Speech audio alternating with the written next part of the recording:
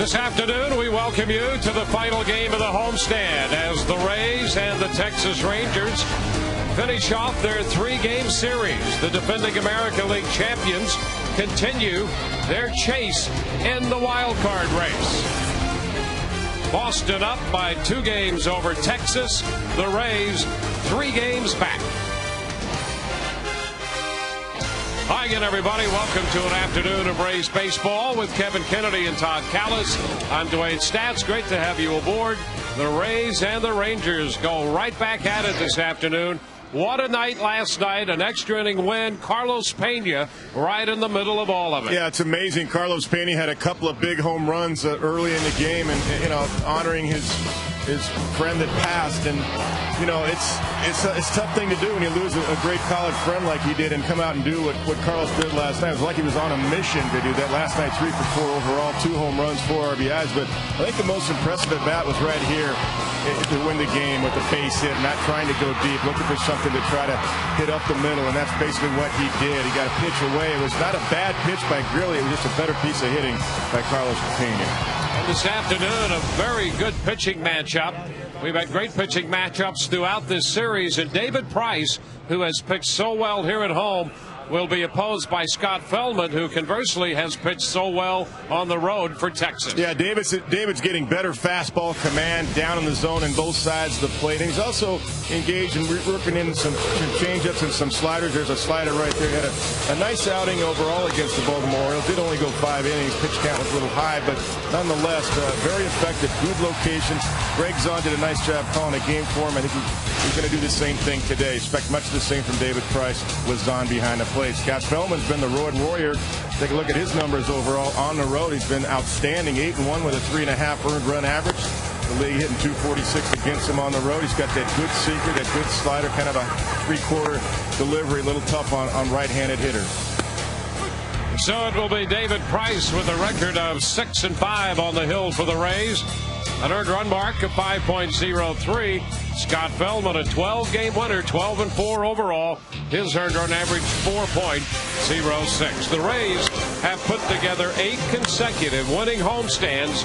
This afternoon, they go for victory number 7 on this one. They're 6-2 coming in, and they're going for the sweep of the Texas Rangers. Starting lineups in the first pitch coming right up.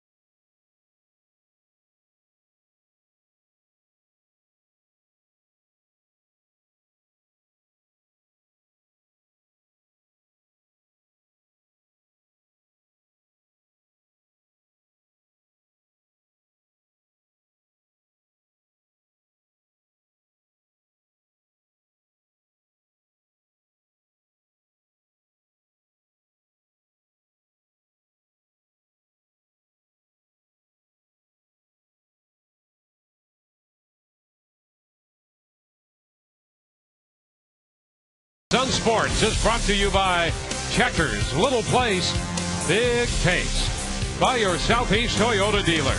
Get all of the quality and reliability of a Toyota during Toyota's Best for Less sales event. Toyota, moving forward. And by Geico. 15 minutes could save you 15% on car insurance. Visit us at geico.com or call 1-800-947-AUTO. Rays and the Rangers wrap up the series this afternoon. Let's go to the field and a quick word from Todd Callis. All right, Dwayne, and we'll get a quick word from David Price, who last year was part of the bullpen for the Rays playoff run. This year, he's glad to be part of the rotation. Oh, yeah, it's fun. I mean, I've got, I know what I'm throwing, and that's huge. I can get my work in every day, every, 4 days in between starts, and that's why I like it. Price on the mound tonight as we are ready for baseball on a Sunday afternoon. Back we go to Dwayne and Kevin. All right, thank you very much. You see David Price on the hill. This is the starting lineup he'll be facing, put together by the Texas Ranger manager. They'll have Ian Kinsler in the leadoff spot, followed by Michael Young and Marlon Byrd. Andrew Jones, the DH. Josh Hamilton at center.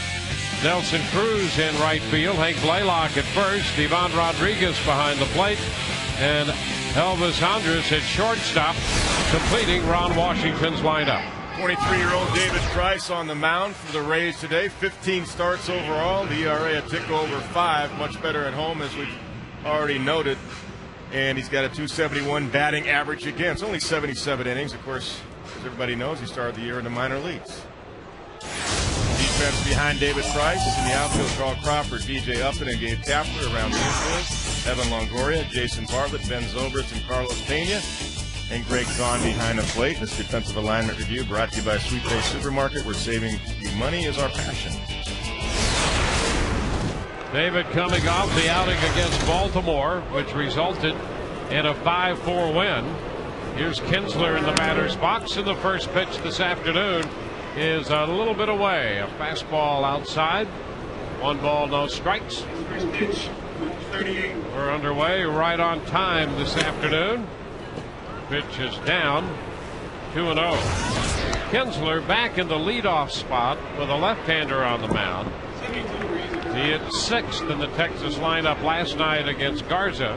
Led off here on Friday against Casimir and fouls it back 2-1 in either place. Whether he's hitting 5th or 6th or number 1, he's swinging hard. It's about the same swing all the time versus left-handers. He's got a .328 batting average with 12 home runs. There's ball 3. Oh, you're right. He lets it fly. 3-1 count. He gets a pitch he likes. He's looking to go deep. And a high fly ball into left. Off the fastball, and Crawford is there to make the catch. 1 away. Wrapping up the homestand. Proud to present this game in high definition. We have a nice crowd here this afternoon on a kid's Sunday.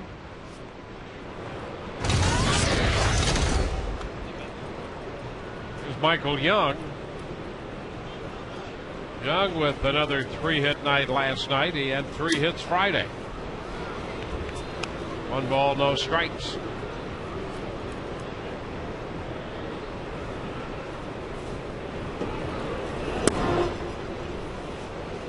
This one is down. 2-0. 2-1.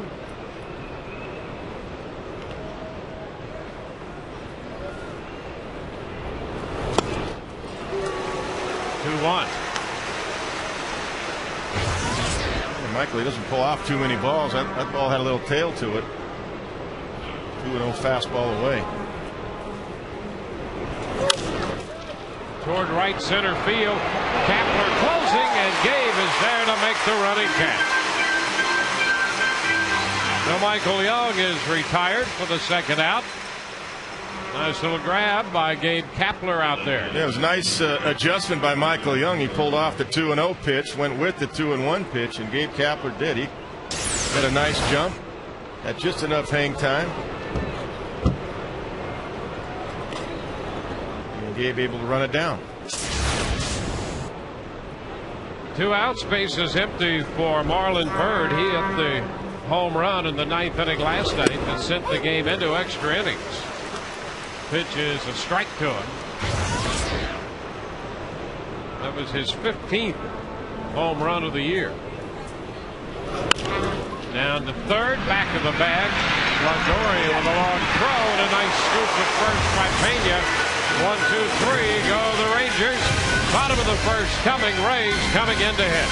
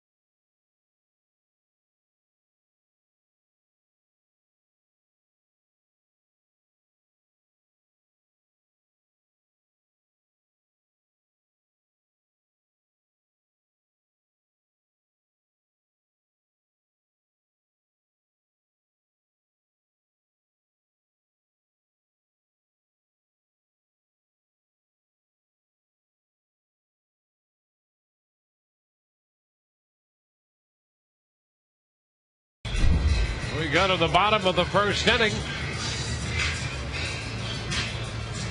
He's all set for a great afternoon of baseball at Tropicana Field. Rays wind up. Jason Bartlett leading off, followed by Carl Crawford and Evan Longoria. Ben Zobrist, Carlos Pena, and Pat Burrell. Greg Zahn behind the plate. DJ Upton in center. Gabe Kapler in right field, batting ninth. Scott Feldman on the mound for the Rangers, a big 6'6", 210-pound right-handed pitcher with a nice 12-4 record in 22 starts. ERA just a little bit over 4. And batting average against it 255. And the Rays saw him over in Texas on July the 5th and dropped a 5-2 game to him. First pitch, Jason Bartlett takes a strike. He worked 6 innings, gave up both runs on just 3 hits. Struck out 2 and walked 4 in that game. And Bartlett is behind in the count, 0-2. Pretty good movement from Feldman usually with that sinker. He's got a slider. He's added a cutter last year. Changeup effective against the left-handed hitters. Much better splits this year against lefties than last year. That one popping away from Ivan Rodriguez. Left-handed hitters hit 291 off of Feldman last year. This year they're only hitting 230. And a swing and a miss. Bartlett is out on strikes on a breaking pitch. Texas Rangers defensively today. Marlon Byrd in left, Josh Hamilton in center, Nelson Cruz in right. Around the infield, Michael Young, Elvis Andrus, Ian Kinsler, and Hank Blaylock, so that stays the same. Ivan Pudge Rodriguez gets a start behind the plate for Scott Feldman. The defensive alignment review brought to you by Sweet Bay Supermarket, where saving you money is our passion. Here's Carl Crawford. Takes the pitch down, a ball and no strikes. Kevin, the interesting thing about Feldman, there was a time when he would drop down a lot more with his delivery than he does now. That's a foul ball. And, usually a guy starts, over the top or 3/4 and drops down, stays there. He's kind of gone the other way. Yeah, he has. He was more sidearm, much more than he is now. He's more of a high 3/4 type delivery. I think when you do that, you get a better chance to get lefties out because you got a chance to turn the ball over on the changeup. 1-2 to Crawford with the foul ball. Carl is 7th in the league at hitting at .318. Bartlett, who went out on strikes ahead of him, started the day 3rd in the American League at hitting. And Crawford is out on strikes. Boy, that was a big breaker. So a couple strikeouts to start this bottom of the first for Feldman. Yeah, look at that. That's a slider right there. Backdoor slider that bounced in front of the plate. Earl didn't get a good read on that, obviously.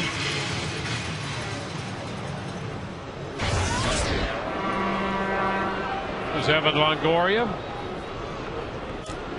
Evan closing in now on 90 runs batted in. He's 3rd. Down the line, that's going to be foul. Jumped on that fastball. Renault has 94 and Teixeira 92 in the RBI chase, followed by Evan Longoria.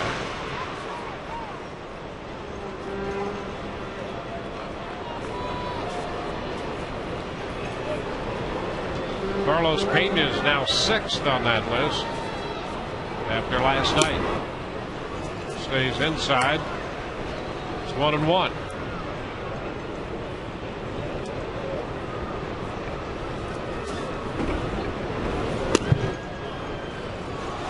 Breaking pitch down. 2-1.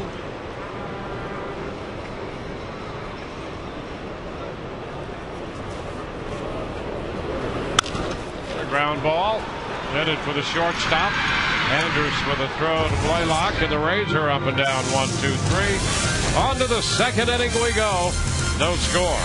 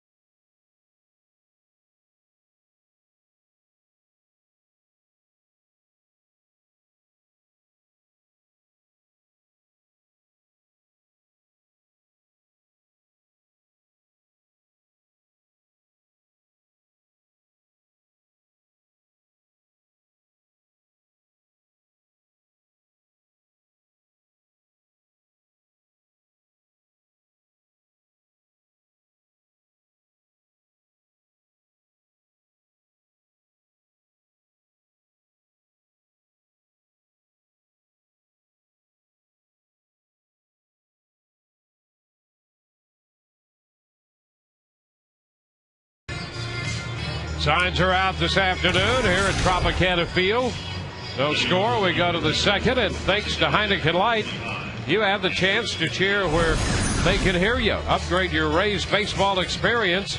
Win premium seats right next to the action. For info and to enter, visit the Heineken display at a participating retailer. David Price with a 1-2-3 first. In the 2nd, he'll have Andrew Jones, the DH, leading off, followed by Josh Hamilton, and then Nelson Cruz. Jones with 17 home runs and 41 runs batted in. His average 217. fly ball into left. Here comes Crawford. Carl takes care of that.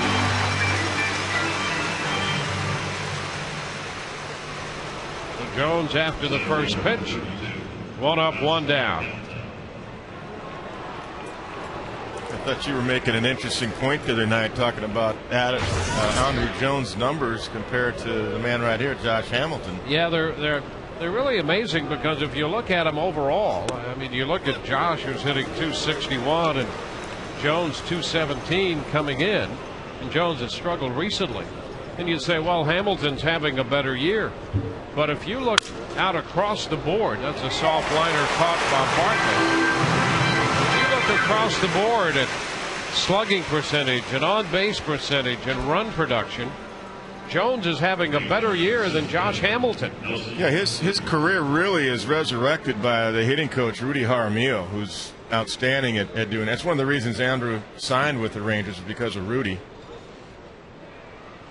I mean, they both have 41 runs batted in. Big swing and a miss by Cruz. But Jones has a better slugging percentage by quite a margin. 486 to 413, and a better on-base percentage than Hamilton. 1-1. I just thought at first glance you think, well, Jones not having the kind of year they had hoped, and of course Josh had that super season a year ago for the Rangers and been on the disabled list this year. And just a quick glance and you think, well, sure, Hamilton's having a better year than Jones, but that's not true. Jones really been better than Hamilton. Well, 1-2 the count to Nelson Cruz. He last year with the Dodgers, Andrew Jones was so bad with the alignment of his feet. He stepped across his body so bad he could not, and the back foot would just dance and slide on him, and he couldn't reach an outside pitch at all, let alone a breaking ball. And I think he hit 3 home runs overall. So I mean, to see him have 17 home runs. Now the batting average is down right now, but he's been on a tremendous slump the last 45 or 50 at bats. So when we saw him in early July, he was swinging the bat pretty well. Pitch is down 2-2, and that's comparison is not aimed at Josh, because we know what a great talent he is, and he underwent surgery for the abdominal muscle tear and all that. But just to show that maybe Jones overall has not had as bad a season as some folks might think, and as you point out, he is going through a difficult stretch right now. He gives them a right-handed presence. That's what they wanted, a right-handed complement in the middle of the lineup. There is ball 4 inside to Cruz. So Price gives up his first base runner, a 2-out walk in the second inning to Nelson Cruz. And Hank Blaylock will be the hitter.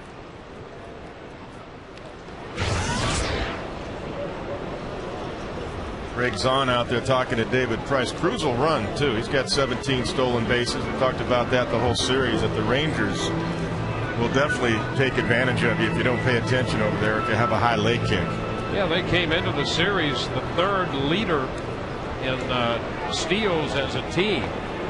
The Rays lead that charge, but the Rangers 3rd. Now Blaylock. Pitch outside, 1-0.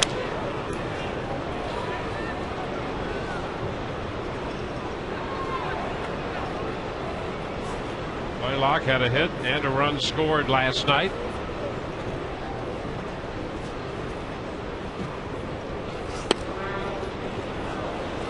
He takes ball 2. Not a bad pitch though. That's pretty good location. Maybe a little bit down, but stay down there, you're going to be fine.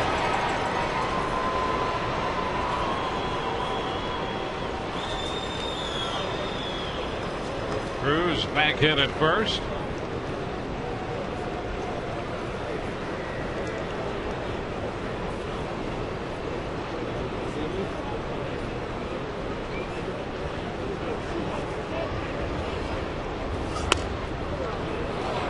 Now 3. So after the walk to Cruz, 3 straight pitches. The count's 3-0. The overhit shot that we like so much. Good 5 inches outside.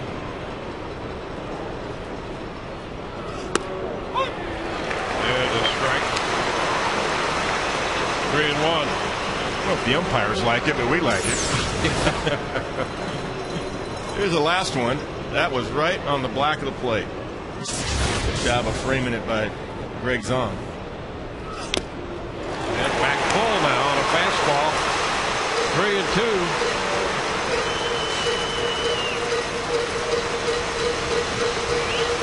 Well, that just proved that he was right on both pitches. Yeah. Andy Fletcher behind the plate.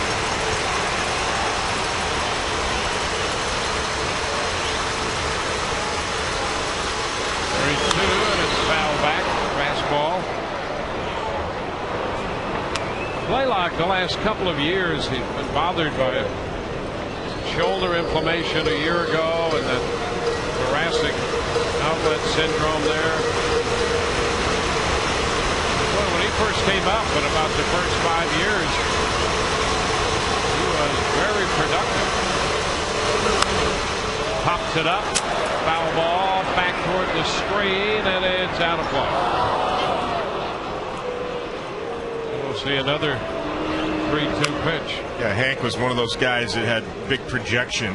Going to be a big power guy with high batting average. Dangerous guy. He's got 23 home runs.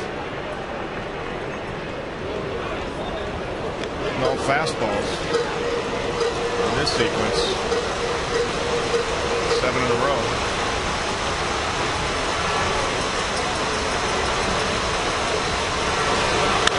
And a pitch it on the ground. Zobrist at second comes up with it. That'll retire the side. The Rays come into bat in the bottom of the second. Zobrist, then Carlos Pena to hit second, followed by Pat Burrell. Bottom of the second coming.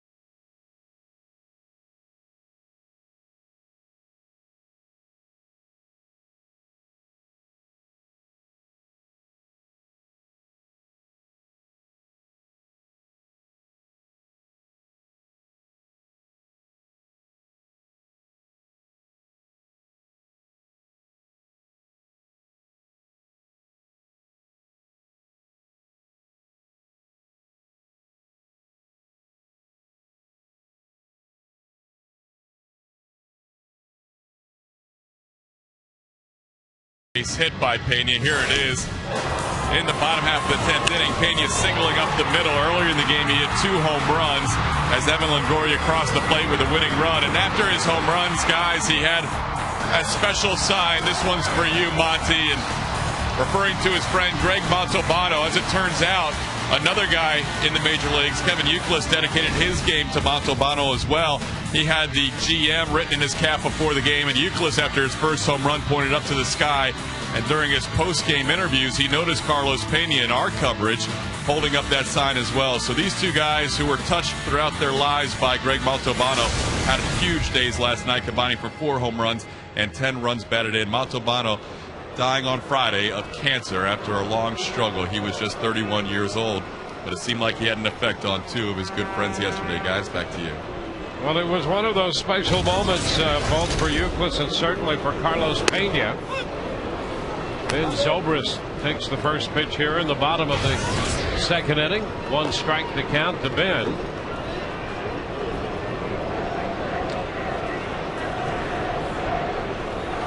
Zobrist hits it on the ground to second, and Kinsler comes up with that. 1 away. And that will get Carlos Pena to the plate for the first time this afternoon. Carlo providing the game-winning hit last night. He had 2 home runs. This is the first home run he hit in the second inning on a fastball. Hit a breaking ball out with a man on in the 4th inning. And then won the game with a base hit in the 10th. How about Kevin Euclid and Carlos Pena both hitting home runs on the dedication day to their friend? Carlos Pena takes the first pitch too low, a ball and no strikes. See his season's numbers.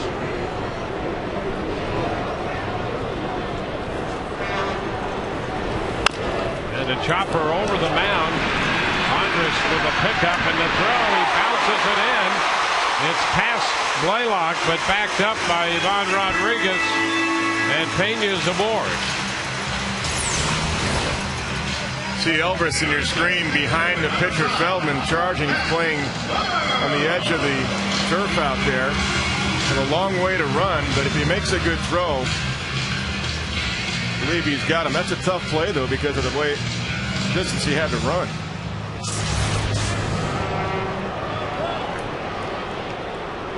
So Pena's aboard. Post an error to Andrews, his 17th.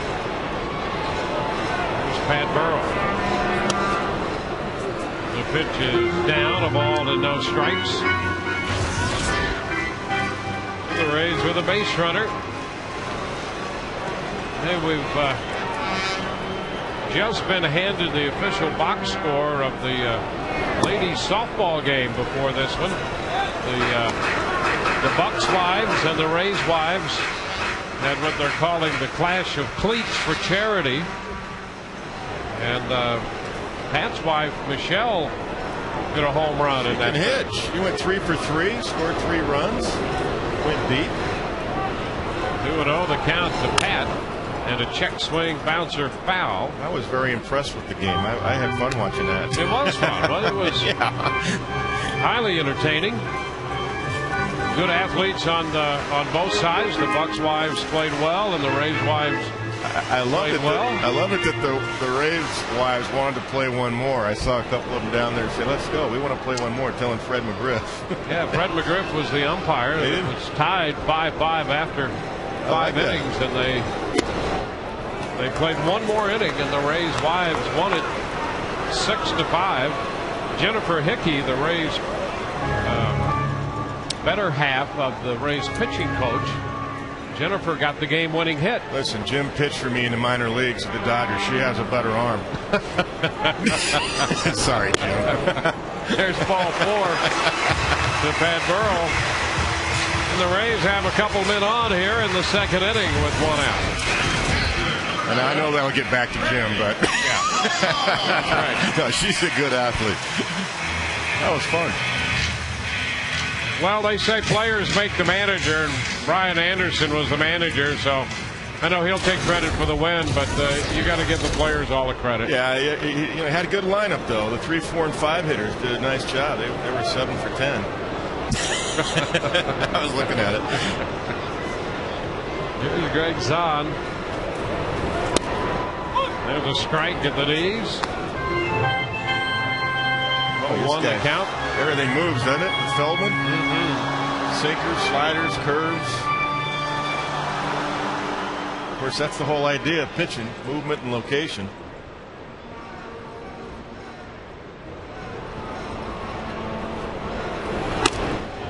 Zahn takes it too tight. It's 1-1. Got that cut action on that fastball there. The 91 ran in. That's what he added last year. Started working on a cutter. for that very reason, to go in on lefties.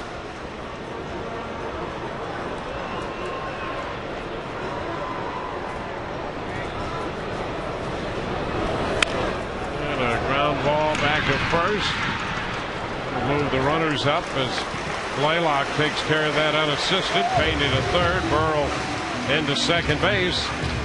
It's going to give B.J. Upton a chance to put the Rays out in front. It'll take a 2-out hit to do it. Yeah, Hank Blaylock took a look at second, but he was right in line with Pat Burrell running towards second and tried to hit him right in the back, so he looks to take the sure out for the second one.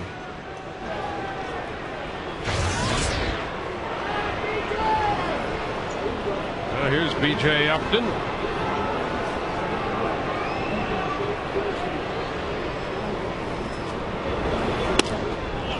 Pitch outside. 1 ball, no strikes.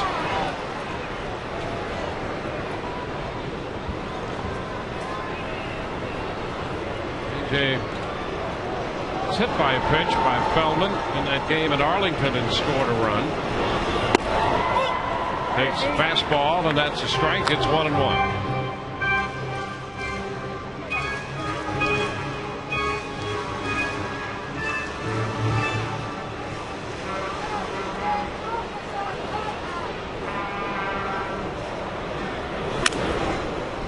Half foul, 1-2. Well, it's tough to center the ball off of Feldman with his movement.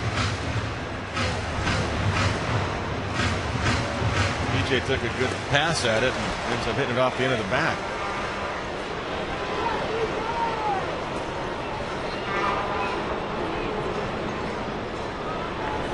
Step back by the right-hander Feldman.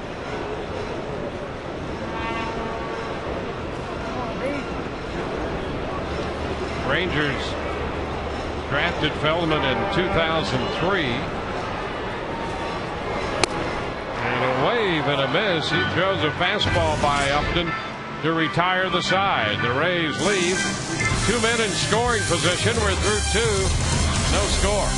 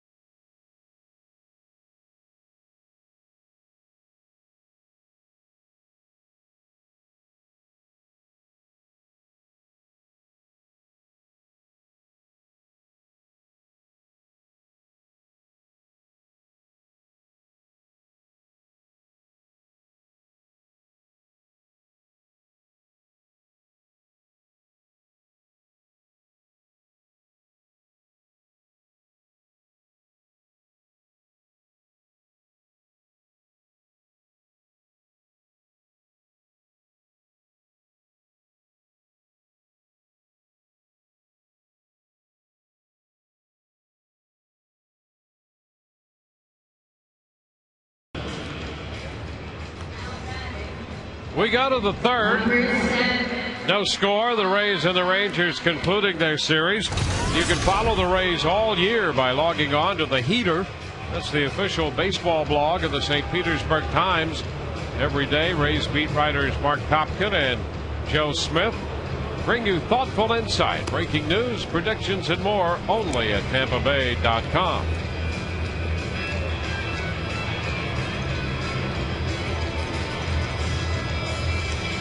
On to the third. David Price. We walk Cruz. 2 outs in the second inning and left him aboard. So it'll be Ivan Rodriguez back in a Texas uniform. Rodriguez, Andrews, and then Kinsler for the Texas Rangers. Rodriguez had been over in the National League with Houston. Been a little over 250 there with 8 home runs. 3 for 4 in his Texas Ranger re-debut. 1-0. And Ivan Rodriguez has healthy numbers throughout his career against the Rays. It's fouled out of play. It's 1-1.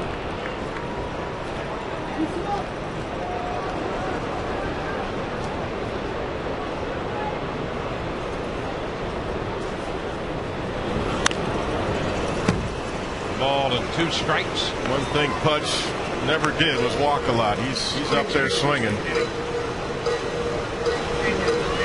They're going to give Pena a base hit on that ball he hit to short in the bottom of the second inning. Well, you know, it doesn't surprise me because Elvis had a long way to go. That's why I was kind of waiting to see what the scoring would be. He had a long way to go where he was setting up. He was on the edge of the turf out there behind second base on that chopper over Feldman's head.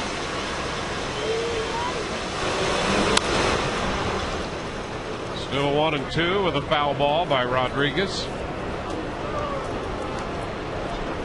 A little quick trip to the mound for Zahn. Well, he's proactive that way. Yeah, he is, and he knows that Pudge will expand his own zone. He doesn't take a lot of walks. He never has and never will. That's it. I mean, Pudge is up there hacking. If it's close, he's going to swing. And a foul ball. They got a little piece of it, so there it is. That's it. Good slider. That's exactly what Zahn said. You don't have to throw anything over the heart. The plate here, 1-2. Actually, it's a fastball. Fastball down.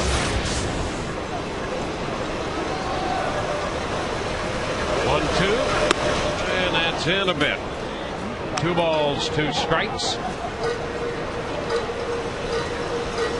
Ivan Rodriguez over his career, 13 Gold Gloves, and 10 of those with Texas. Now the count is full.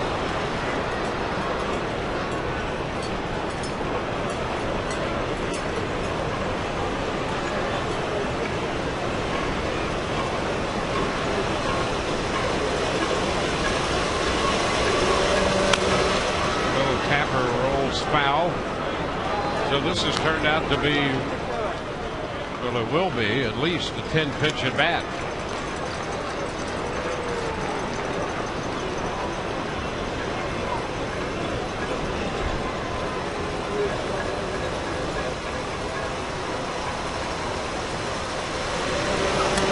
And he draws the walk. Price walks Ivan Rodriguez here to start the third.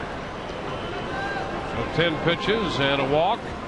Rays Summer Concert Series presented by Hess Express will continue.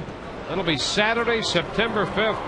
The Rays take on the Tigers and the Beach Boys perform the free post-game concert. Visit RaysBaseball.com to get your tickets today. Well, the Big and Rich concert last night turned out to be very good. They gave you a little bit of everything. Here's Andrews. He punts foul. Turned into some Southern rock last night. Yeah, sounds good. You gave me a good description. I should have stayed. I had a lot to do. I know. I had a lot of packing to do. Working hard too. Yeah, the radio, you know, day and night. You know, no complaints. I'm glad I'm working. Radio in the day, TV at night. You know. Day game. I have to pick my spots. You know, I got to get some rest. This one is outside, 1-1. It's a kid's dream. Radio and TV all the time, wall to wall. They hung for the Pat Benatar concert. That was good. Yeah, I mean they've been really good this year. They got the Beach Boys coming up. Yeah, I'll be hanging for that for sure. And, you know, I love country too. I just was too tired last night. 2-1 the count to the shortstop. Yeah, you got your own box seat up here, don't you? I mean, it's all good. Good, right? yeah. Got some monitors for it. Sit back and relax. Perfect. Best seat in the house.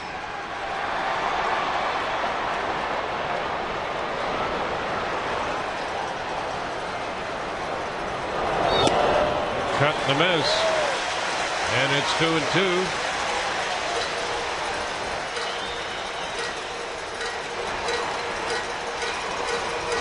All game in the third.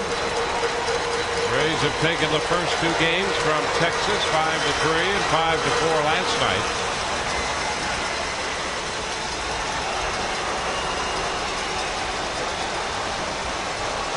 Two. Oh, he got it. Boy, that's a dandy pitch. Strike three on the outside corner with a fastball. 92 fastball. And that is right on the corner.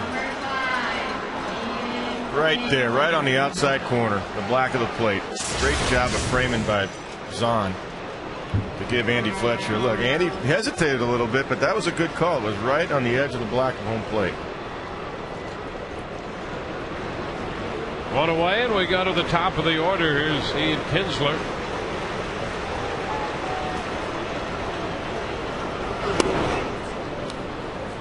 First pitch is down.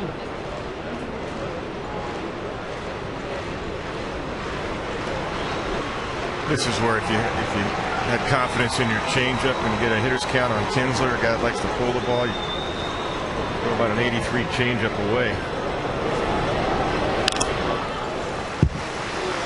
How about that? Exactly. I guess like that. All you have to do is ask. I think Zahn and I think the same way. 1-1. Here it is.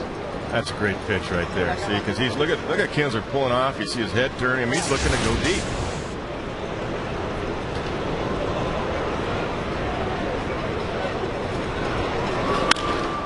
He sends this one deep into right center field.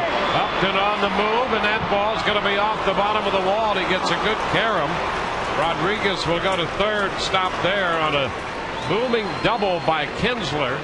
And the Rangers now have a threat.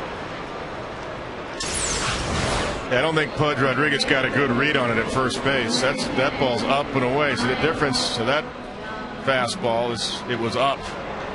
He's been getting the ball down pretty good, David Price, but I don't think Pudge Rodriguez got a good read on that. That ball was not going to be caught. He's jogging. He's not sure. No hesitation. And once he stopped there before he got to the bag, he had no chance to score. But from that angle, where Pudge is at first base, looking toward right center, you should have been able to see that ball is not going to be caught. But he took the safety route with their best hitter coming up, so it's not all bad. Kinsler in second with the double. That's his first hit of the series.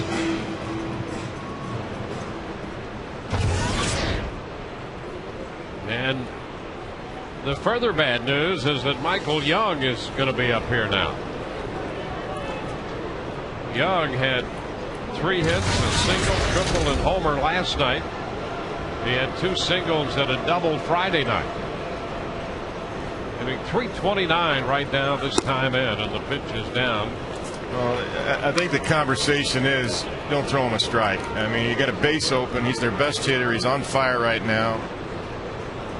Bird is a nice hitter too, but Michael Young's their RBI guy. I mean, he's their best hitter. He's their toughest out. Fouls it back, 1-1.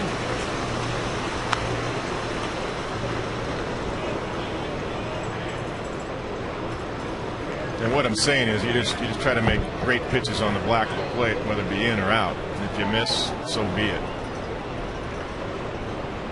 You can't miss over the heart of the plate on him. Up the other side, foul, advancing the count to a ball and 2 strikes.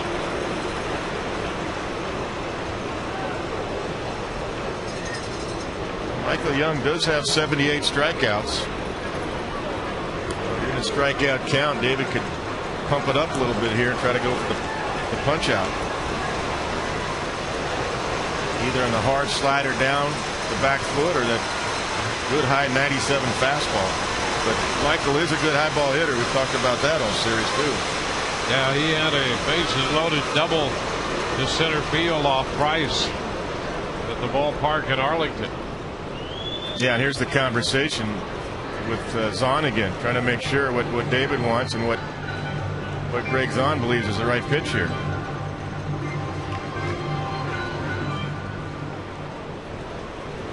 Walk and a double, 1 out, men at second and third. Michael Young, 1 and 2 the count to him. If he throws the good slider, I mean, you can get a ground ball to the left side too. That hard slider is tough on a righty to get inside that and hit it to right center. And that's what he does. A base hit the other way. A single driving in the run. Here comes another man in to score as Young takes it into right field. I think that was a fastball. It was. And Young drives in both runs. Yeah, fastball up, 96 miles an hour. That's why he really wouldn't have pitched to him. See, he tried to go in, but see how he left it up and out over the plate? Didn't get it in at all. That's right down the middle. Michael Young does what he does best. Stays inside it, shoots it to right field. You just got to recognize who the guys you don't want to beat are, and this is the guy. Did not have to throw him a strike. If you miss in. Marlon Byrd pitched a strike at the knees.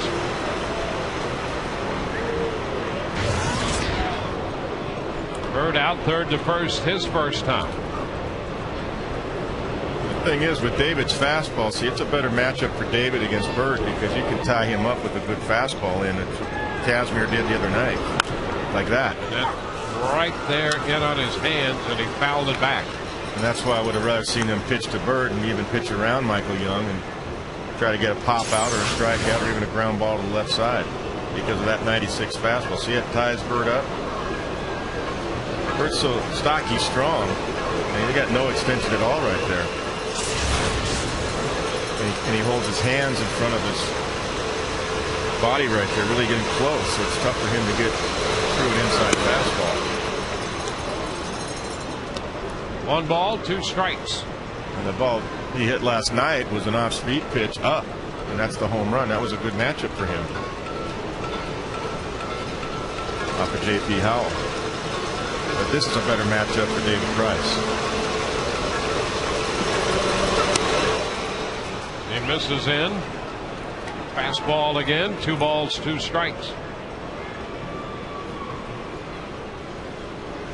Price was knocked around for 6 runs in an inning and a third, including the home run by Andrew Jones when he pitched against Texas on the 4th of July.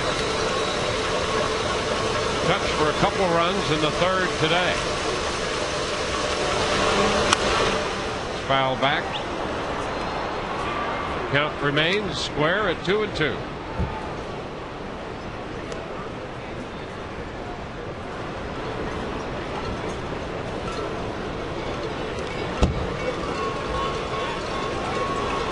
Jackie Moore right there in the 4th round. Bud Rodriguez talking to his skipper, Ron Washington. Jackie, over 50 years in baseball. Really, his bat. He helped me a lot in '93 when I was a rookie manager. He was my bench coach then. Outside, full count. Good man, good teacher. Managed a little bit in the big leagues with the Oakland A's. Lou Pinella's bench coach in 1990 with the Cincinnati Reds, the championship Reds. Been around a long time. 3-2. Fly ball lifted into right. Kapler, a little bit to his left, makes the catch on that one. 2 gone.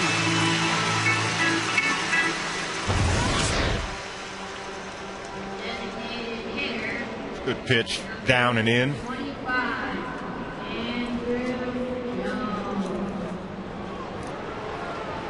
So with Young at first, 2 outs, Andrew Jones the hitter. We'll be with you tomorrow at 7. The Rays hit the road. We'll be in Toronto tomorrow.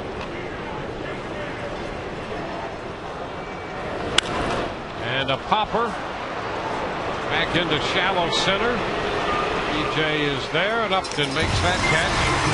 Side is retired. Texas in with 2. They lead 2-0, middle of the third.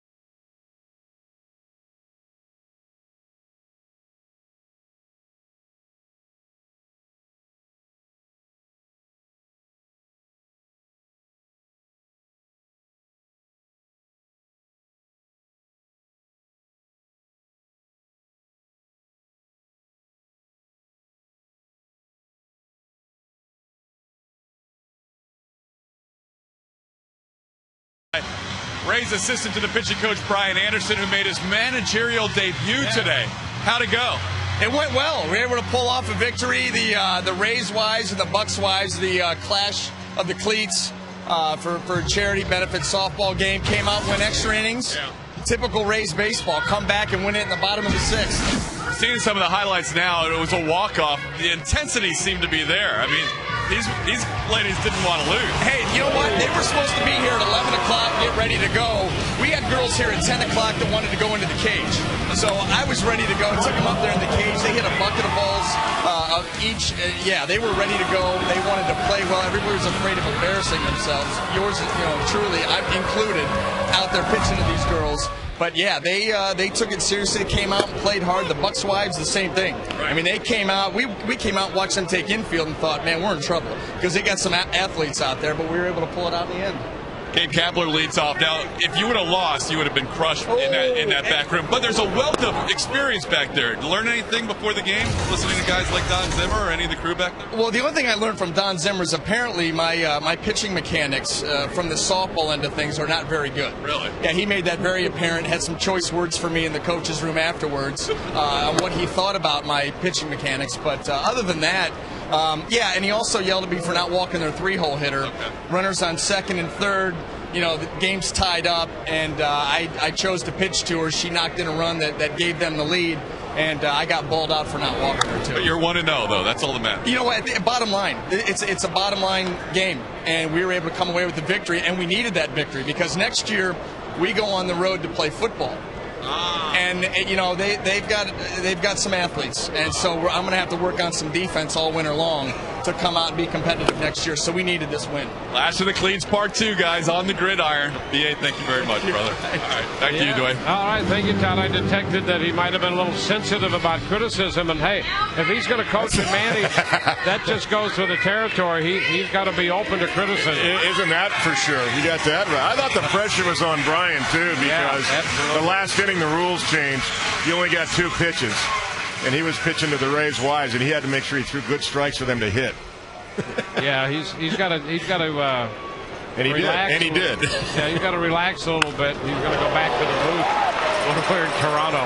Fly ball to right by Bartlett. Cruz makes the catch on that one. 2 gone.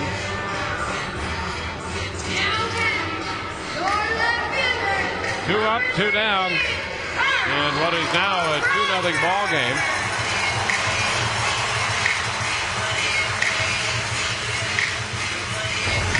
Now Carl Crawford.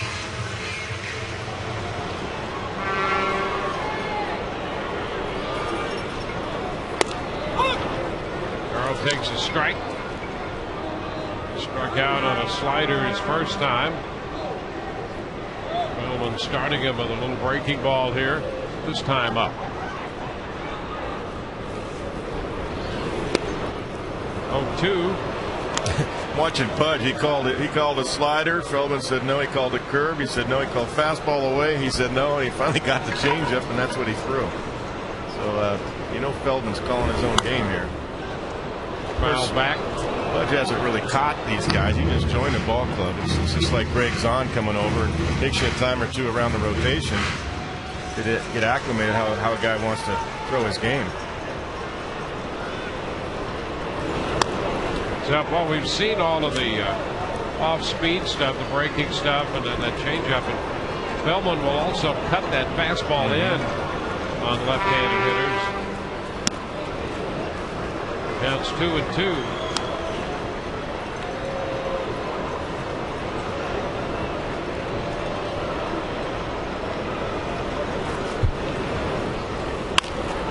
Down to third, long throw here by Young, and he made it, just beating Crawford over there with the throw to retire the side.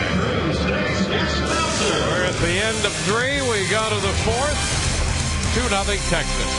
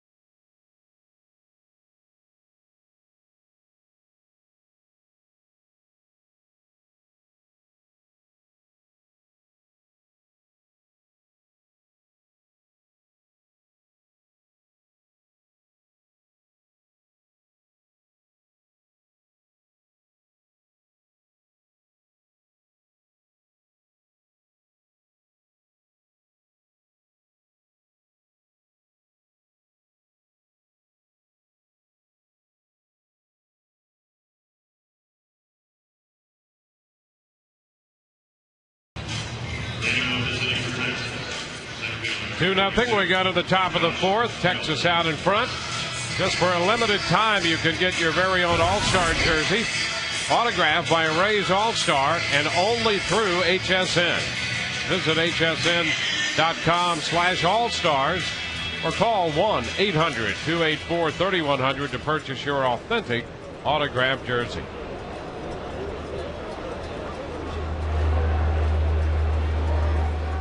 Josh Hamilton will lead off the 4th. Swings through a fastball from David Price. Strike 1.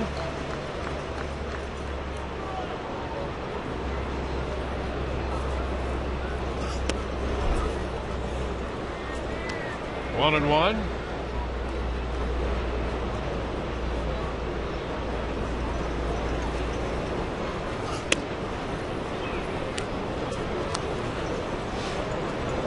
Price touched for a couple runs in the 3rd. The base hit by Michael Young, driving home both runs. Now, even with Hamilton, it's 2-2.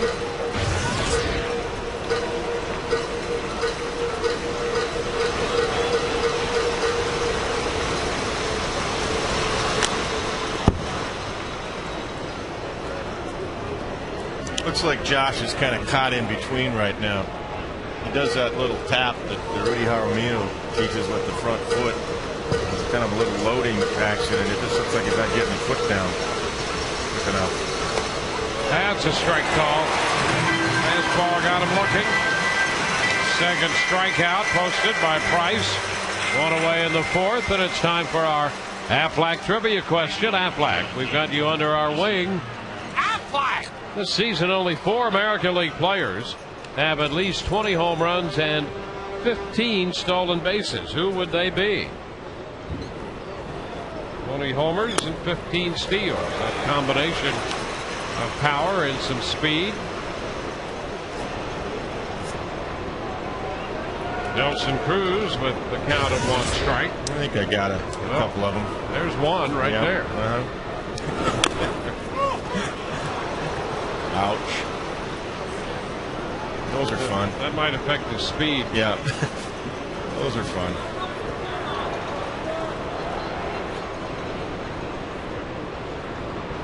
Two strikes the count. And he tries to walk that off.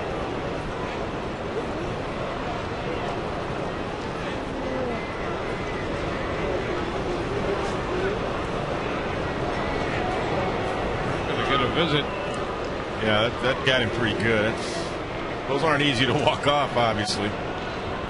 Pain doesn't go away. You can't concentrate on hitting.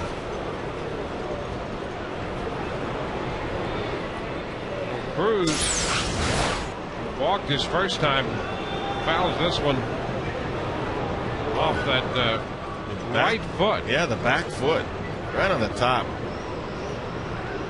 He'd had a bad ankle, but that was his left ankle. Yeah. And he was on the disabled list for a couple weeks with that. But this fouled off his right foot.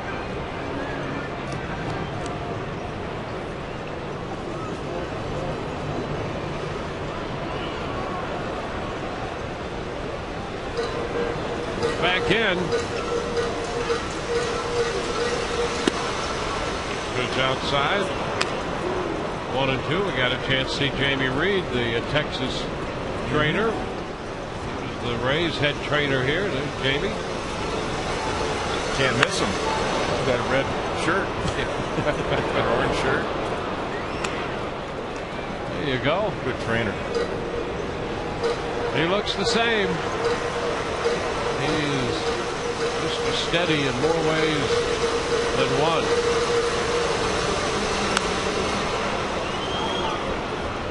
Count still a ball and 2 strikes to Nelson Cruz.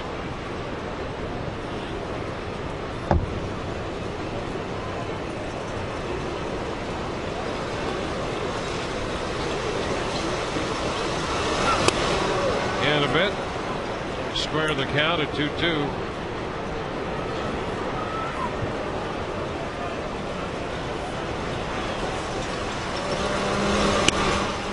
Now full count.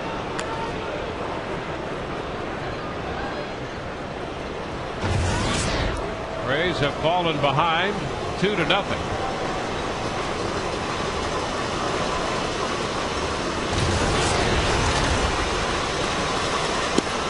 And ball 3. Well, it's a lot like the at bat Ivan Rodriguez had against Price.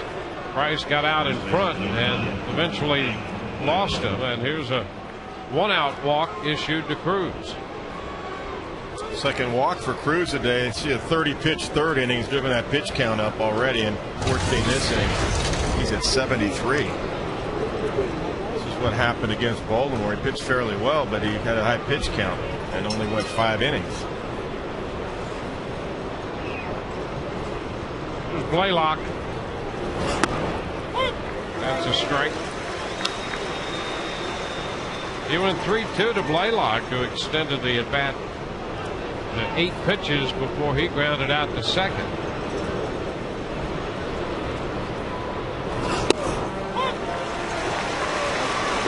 quick strikes again.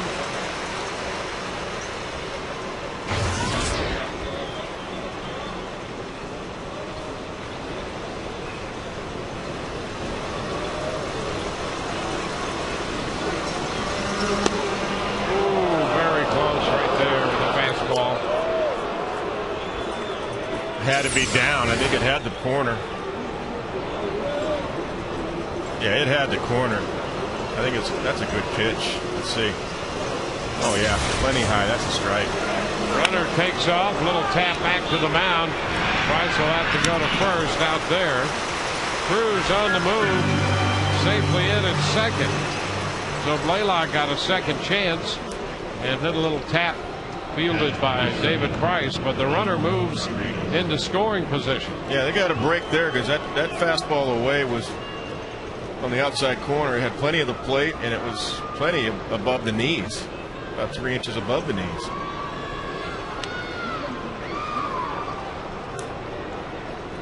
Two outs with a man in scoring position for Ivan Rodriguez.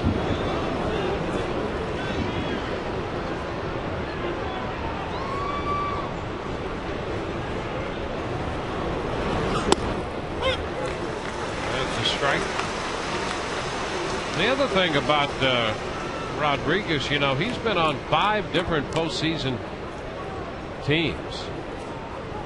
3 with the Rangers postseason, and of course the Marlins, who were the World Series champs in 03. 2 strikes. And then with the Tigers in 06. Yeah, with the Marlins in 03, when I talked to him, I was really happy the way he, proud of him the way he was calling the game, because early, like I said, when he played for me, he was 20 years old. It wasn't his forte, but he got so much better at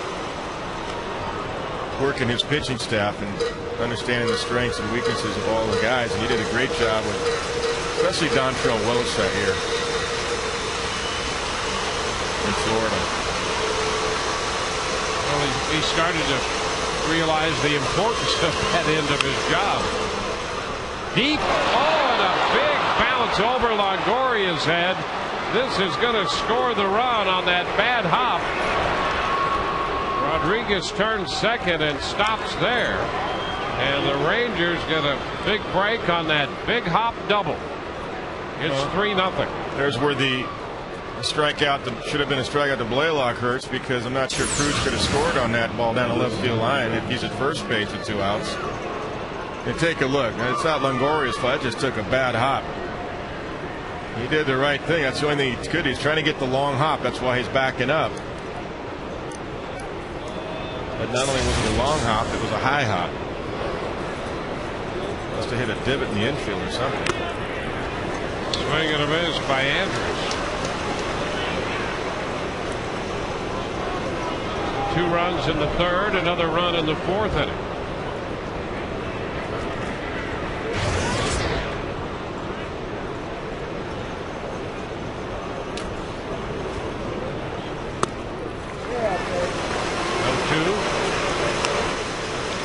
We had the shortstop out in front that time.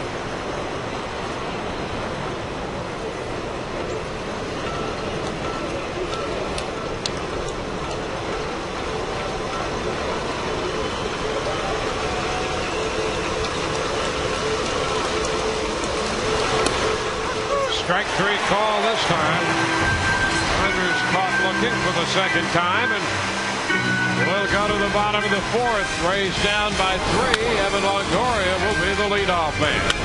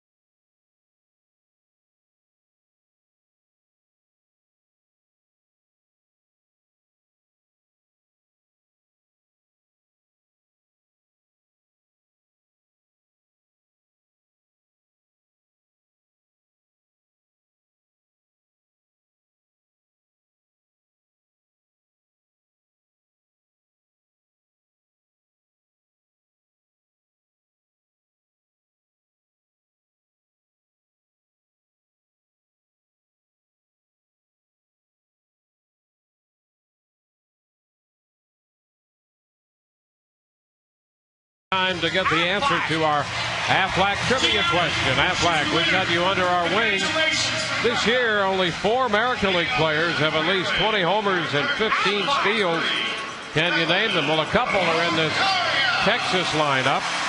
Nelson Cruz and Ian Kinsler, Ben Zobrist in the Rays lineup. Curtis Granderson with the Tigers. We'll be getting a look at the Tigers and Curtis Granderson in a little under a week. Then we'll hit second in the inning. Longoria leads it off and bunts, pops it up. That ball bounds foul.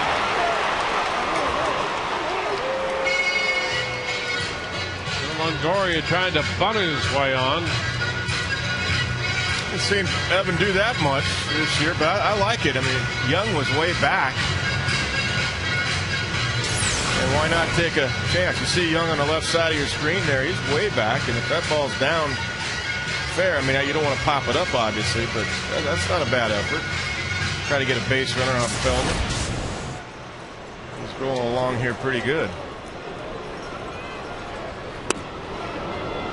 0-2.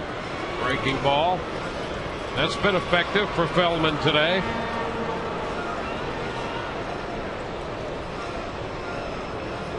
Sure has. Got everything working. Good movement on all of his pitches.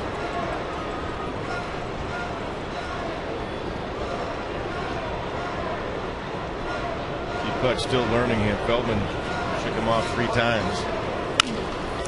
Tap third base. That's a foul ball.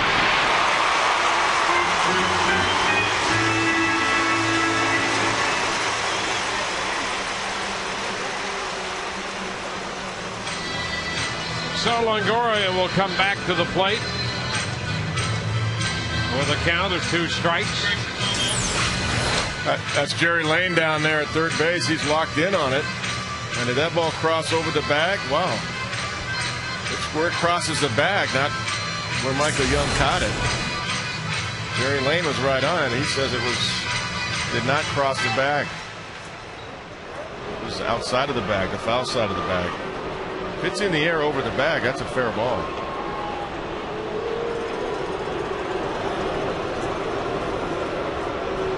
Yeah, that's about as close as you can get from our shot, but Lane pretty decisive from the beginning. Took his time too. He didn't make a quick decision.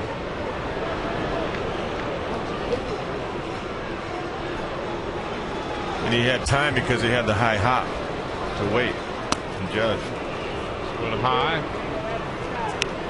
1-2.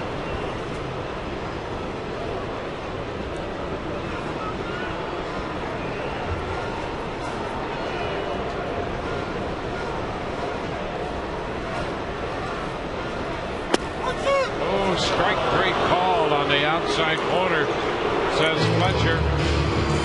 And that is strikeout number 5 for Feldman. Let's take a look at this pitch. Evan thought it was outside. That's just paint right there. That's a tough pitch. That's right on the outside corner. That is a strike. Feldman just put it exactly where Pudge Rodriguez set up.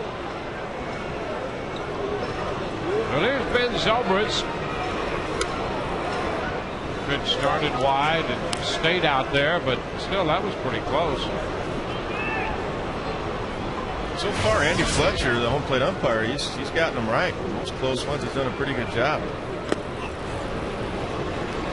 It's too low. 2-0.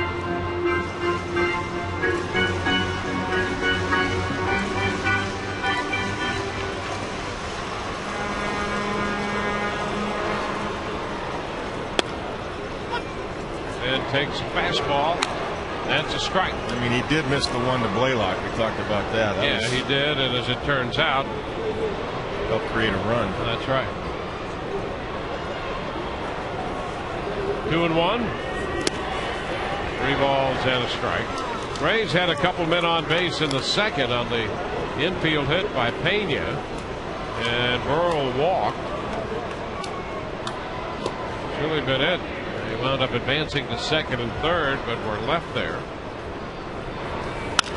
Ground ball right side, backhanded by Blaylock, and the shuffle over to Feldman is in time to retire Zobrist.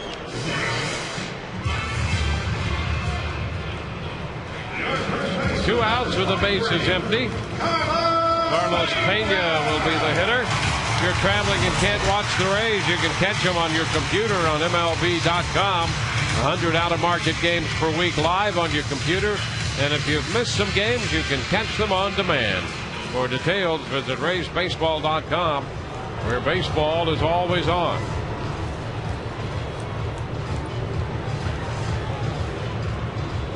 Here's Carlos. Pena with the only hit, and at first it was ruled an error on Andrus at shortstop, and later changed to a base hit.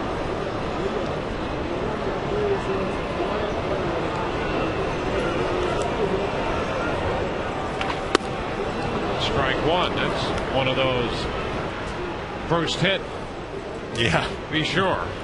Make sure it's a hit. Well, as the zeros are piling up here, it has not been a clean hit yet for the Rays. A clean single, or let alone a home run.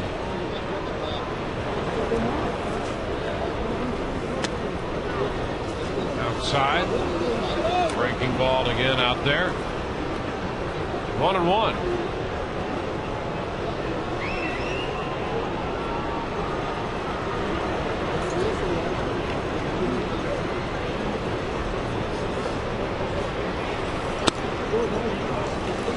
It's 2 balls and a strike. That's that cutter right there. Nothing straight from Feldman. Changing speeds pretty well too.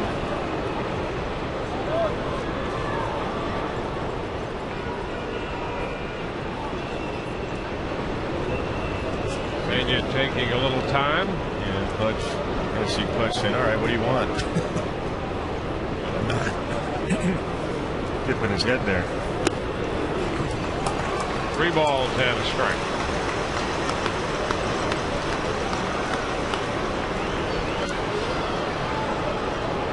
Feldman 12-4. He's 8-1 on the road. That was good by Pudge. He pointed to his head and said, "You know, think now." He knew that was coming. Change up. Feldman didn't want it. Now he does. Change up. And a cut and a miss. That's smart by Pudge. He's making Feldman think. Meaning, hey, don't throw him a 3-1 fastball here. So he calls a change. That's a great changeup. That's why he's getting the lefties out this year. Yeah, that's a pretty impressive number against lefties, down around 230. Yeah, it is. Gonna double up on the change. And Pena is out on strikes.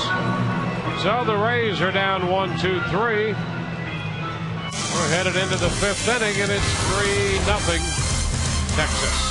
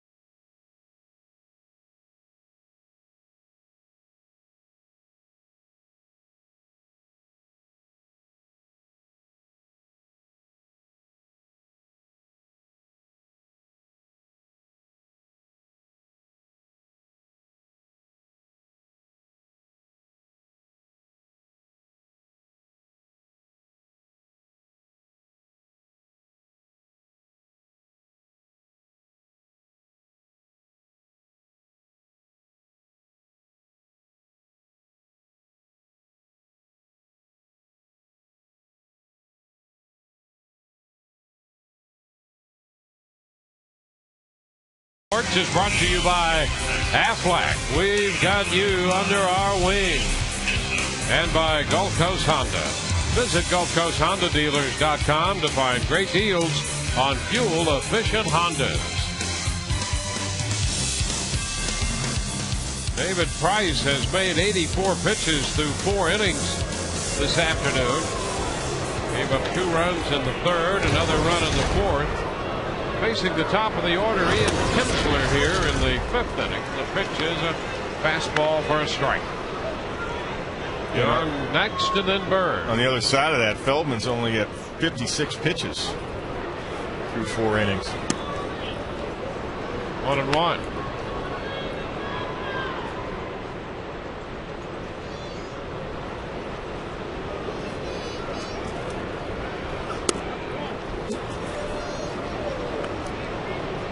Two and one, and pitch in a little bit, maybe down.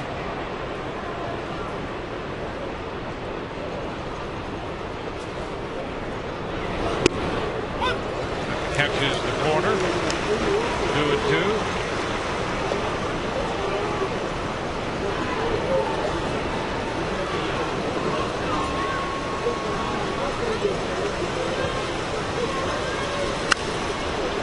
Hopper right side. Pena starts after it. Zobrist's out in a hurry. And here comes Kapler. And he makes the catch in foul territory. Kapler still had the best angle on that one. Came in just a few feet outside the right field line. Tough play. No chance for Pena. That's a very tough play. He's looking for help, and Gabe Kapler gives it to him. Crossing the line and just in foul territory. Great catch. Progress Energy, energized defensive play of the game. Brought to you by Progress Energy. Pitch to Michael Young is a strike. And that last pitch to me was interesting because David Price called that. That was a changeup. He shook off Zahn 3 times to get to the changeup. 1-1. Which is good news. I like that. Well, he said coming out of his last start that he thought he was as close to commanding his pitches as he's been all year. 2-1. He feels he's made steady progress in that department. That's impressive. He wanted to throw that changeup right there, and he got a pop-up at it. It's foul back. Out of play, and it's 2-2 to Young.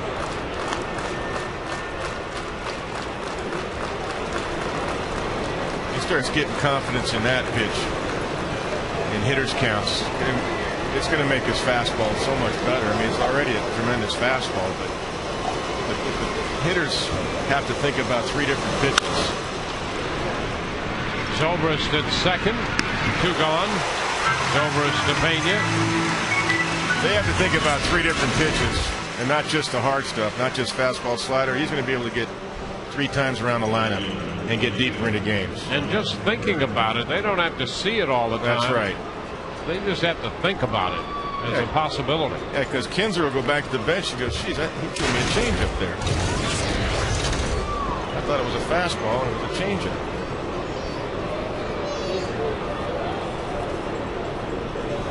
Here's Bird lifting a fly ball into right. Kapler makes the catch. It's a 1-2-3 inning. That's just what Price needed. Through 4.5, it's 3-0 Texas.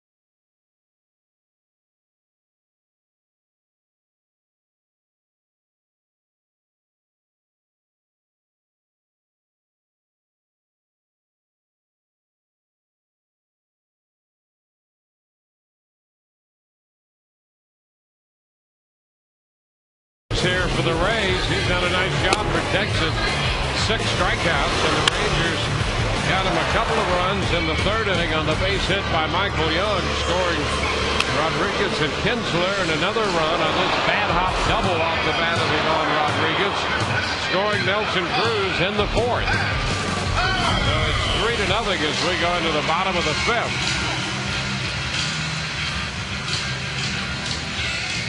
Pat Burrell to lead off, then Zahn and Upton. So let's see if the Rays can get something going here.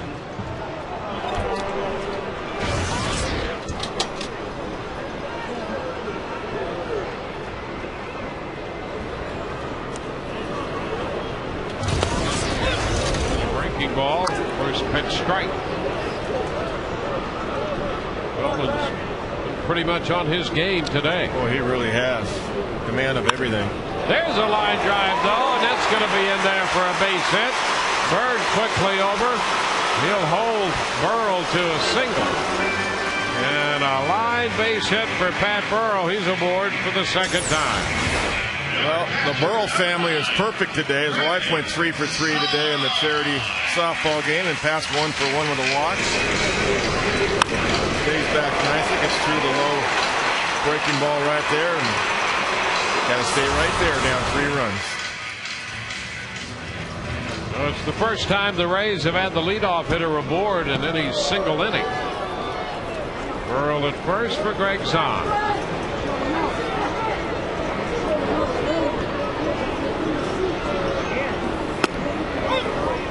Strike.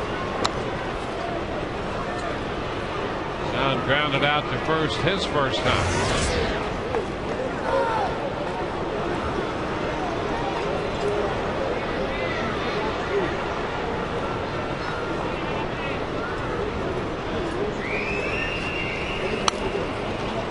Tie. 1-1.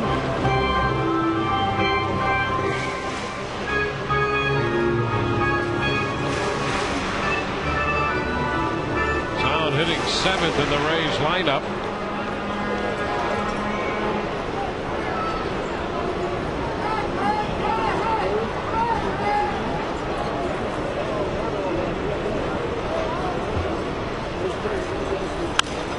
Bounce this one away. 1-2.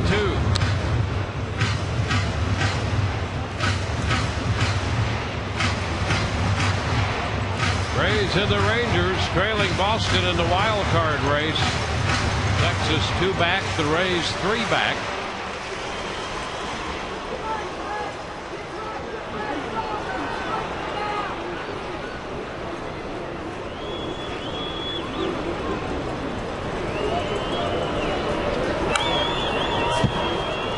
Still a ball, 2 strikes. That was nasty. Curveball. I don't know how Greg was ever get a piece of this. Look at that pitch. Hanging tough.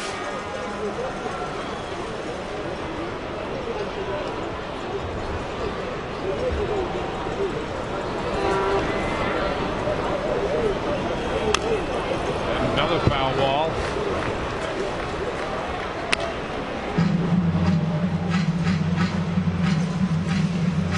Good defensive alignment by the Rangers. They're playing behind Pat Burrell.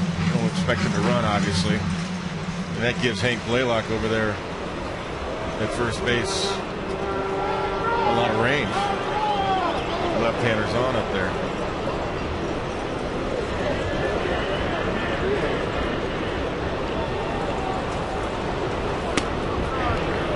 Started the curveball wide, and it stayed out there, but he's been able to bring that pitch in.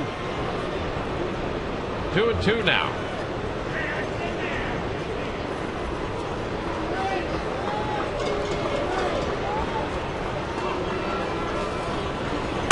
Ground ball first, knocked out by Blaylock, and the flip.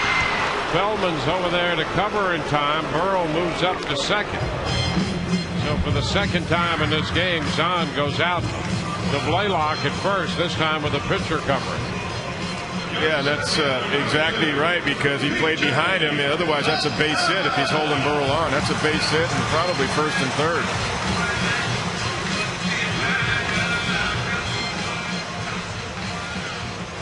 So Burrell's at second. B.J. Upton. B.J. a strikeout victim in the second inning. Pena at third and Burrell at second. Feldman struck out Upton to end that threat. It's really been the only opportunity, and now Burrell is at second with one out in the fifth.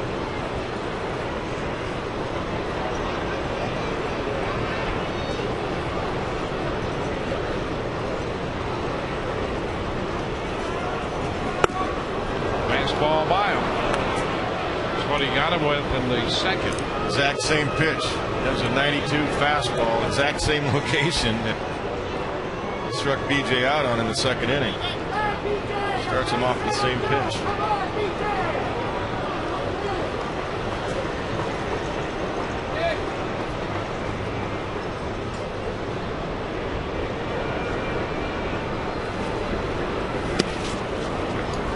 One ball, one strike. Well, there's a cross up. Runner at second base. First cross up we've seen Pudge. Feldman didn't throw what Pudge thought he called. Yeah, he got a fastball. Pudge was looking breaking ball.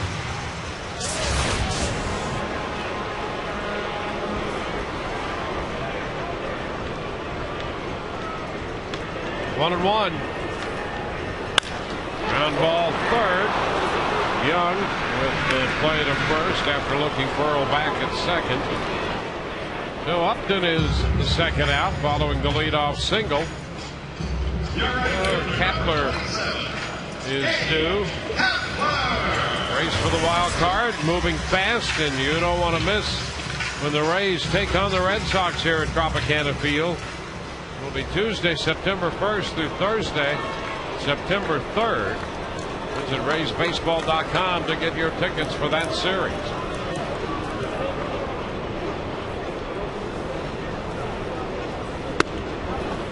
High breaking ball.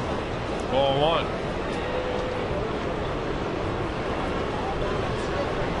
Counting this one, 40 games left.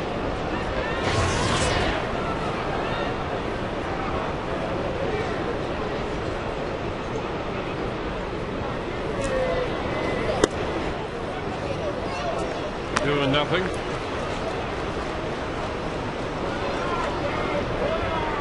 Three runs, 3 hits for Texas. No runs, 2 hits for the Rays.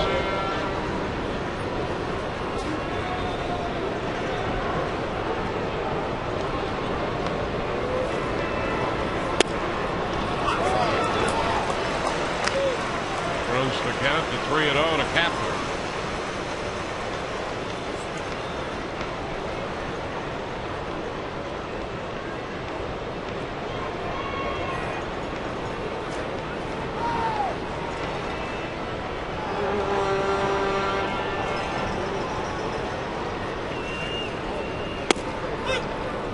The strike. Feldman had a no decision his last time out. That was Tuesday at Rangers Park in the game against Minnesota. He gave up 5 runs in 5 2/3 on 9 hits. That's a strike. That had some late movement to it. Yeah, not on the swing. Andy Fletcher thought it was there, and Gabe thought it was up.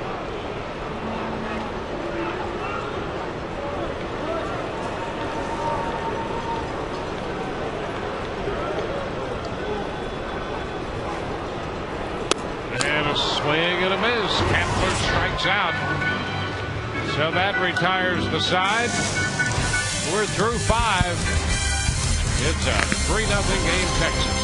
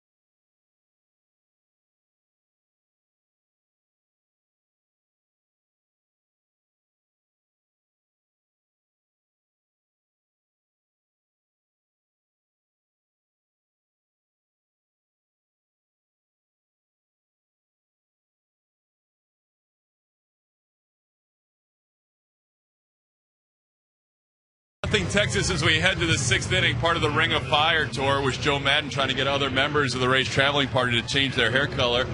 And we're seeing Bobby Ramos, who's now the Black Bear, not the Sugar Bear anymore. And we're here with Andy Freed. Dwayne, you were asking earlier, Andy was going to go with the dark hair, and you did it. Joe said it was a dramatic change for you. It was, and yet so dramatic that no one even noticed it when I first walked into the dugout. That's how impressive it was. But he says you've got more self-confidence now, that he thinks your life is going to turn around. Well, when Joe does so much for us, Todd. You can't say no to the manager. The manager calls you out, as he did to the writers and to the broadcasters and everything. You pretty much have to do it, so I had no choice. Andy Freed, Bobby Ramos, Scott Kersey, and Tom Foley, the third base coach, who went all dark hair today. No more gray for Fo. What do you think about Foley's look there? That, to me, is shocking. That is number 2 to Joe Madden. And Joe was disappointed at first because I don't think Fo was going to do it to begin with. But he had a change of heart. Guys, black on black and dark hair from Andy Freed. Back Ring to of you. Fire. That's the order of the day. And this coming road trip. There's a strike to Andrew Jones. It's now 2-1. That's how I remember Fo. We were together in '92. Yeah, I remember. Still different. I remember watching him, on the infield. Just a little high there, and it's a 3-1 count. Montreal days, I was hitting fungos to Fo. Off that old carpet in Montreal, that hard turf, cement underneath. 3-1 and a soft liner into left, and there is Crawford. That ball sort of knuckled on him a little bit out there, and Crawford had a double take approach to it. They made the catch. One away. Yeah, Andrew Jones has had a tough time. He's hit a couple of balls pretty well. Did have a little knuckleball action to it. Carl stayed with it. That'll be Josh Hamilton. He's lined to short and has struck out. That's a strike.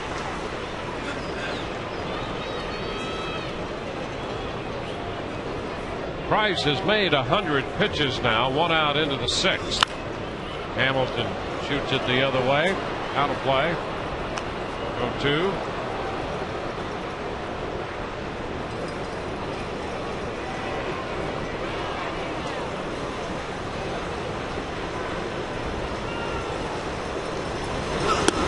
And a wave and a miss. Hamilton strikes out for the second time.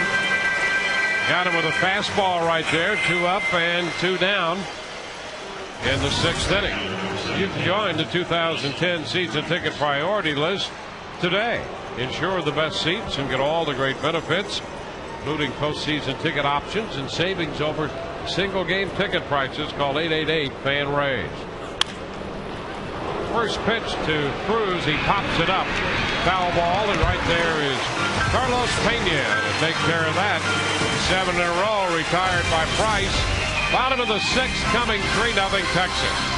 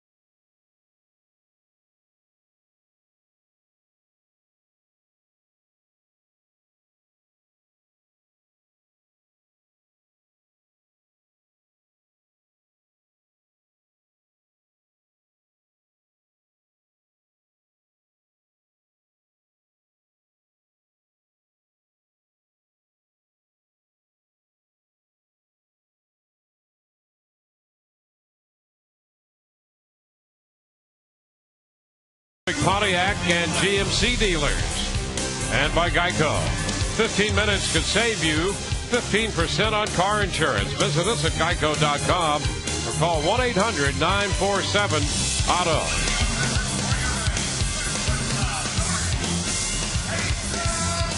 Well, the kids were busy. They were creative.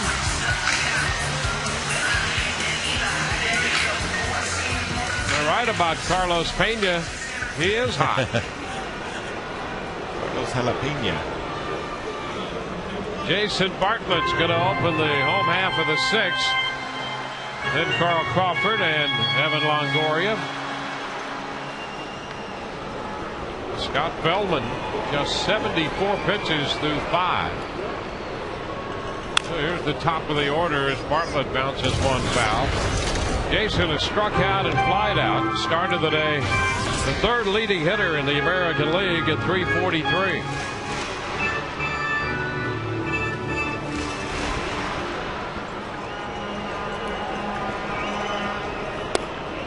And a breaking ball. Boy, that's been a dandy. Well, he's had command of it, too.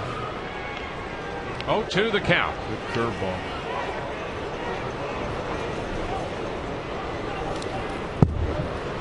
One ball, 2 strikes. The Rays hit the road tomorrow night. Will be in Toronto, and Jeff Neiman will oppose Roy Halladay. Shields and Casbear will work games 2 and 3 in Toronto. And strike 3 call. Boy, he has been doing that all day. Breaking ball and then that good fastball. A little late movement at times. 8 strikeouts. That was a good call by Pudge. He called an inside. You see him put a 2 down, and he goes inside. That was a cutter, inside cutter. Carl Crawford. Ground ball back to the middle. Base hit. Crawford singles into center field. Hit number 3 for the Rays, and Carl's on for the first time today.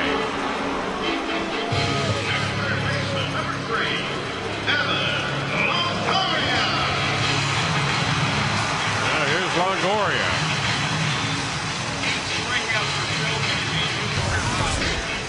Longoria's grounded out. He was called out on strikes in the 4th.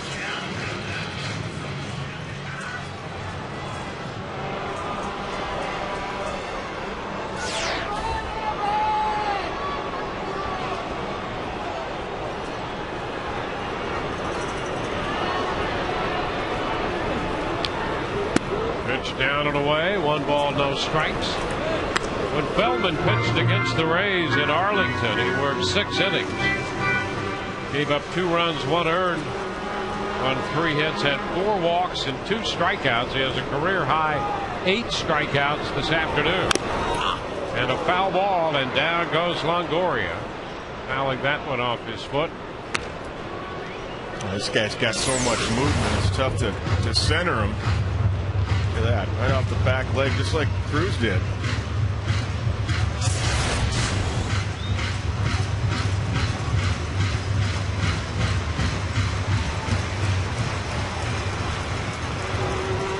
Because of late movement.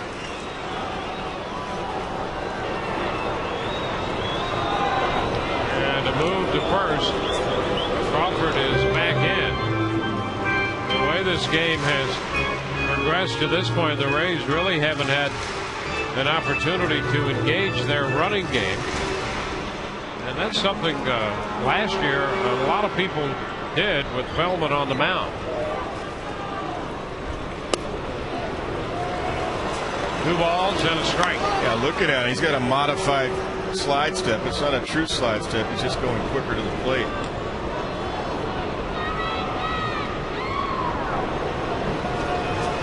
And he hasn't had to worry about that today. So it's the first time he's really had to worry about a base stealer at first base. Cut the miss, and it's a 2-2 count.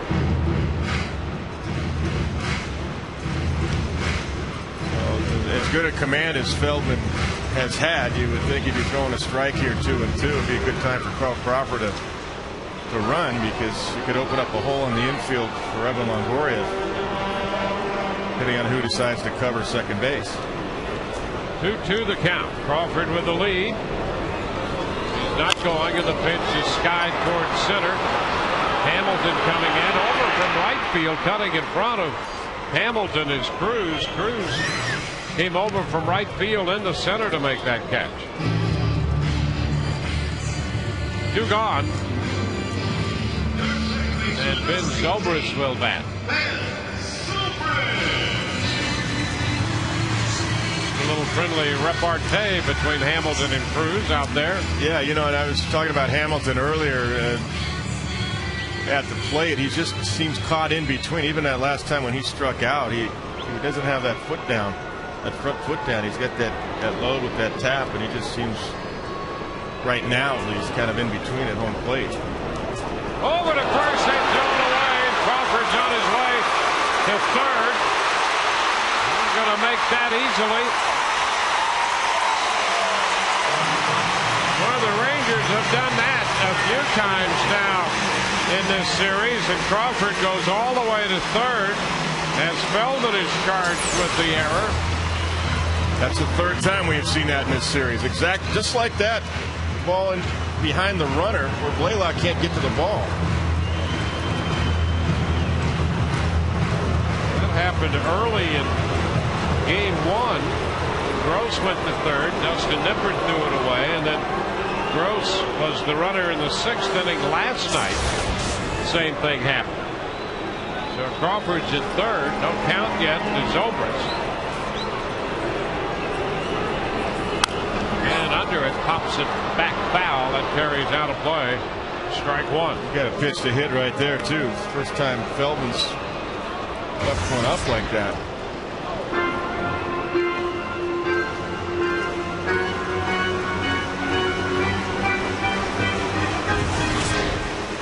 The hits are even 3 apiece.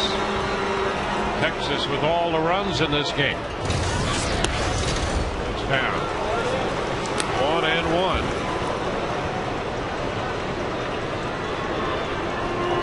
Zobrist twice is grounded out to the right side.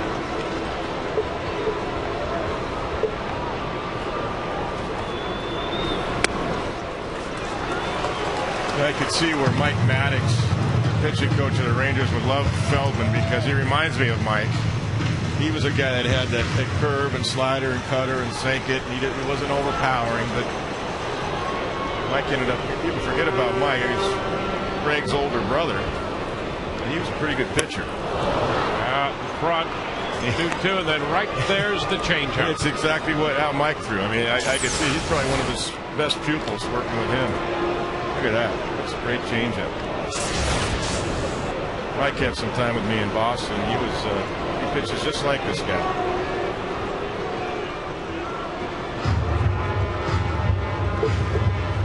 Feldman and Rodriguez talk it over with a man at third.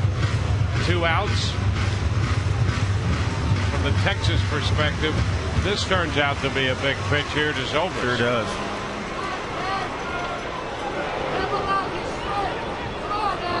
I'd like to get Carlos Pena up there this inning.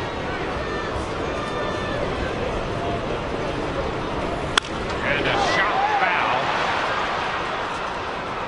Fastball moving in on him a bit. A little bit of that cutter he throws. And pulled it foul. That punch sets up way in. Good late movement right there. And tough to keep it fair. 2-2 again. Oh, strike 3 call. That will retire the side. The Rays leave a man at third. We're through 6. 3-0 Texas.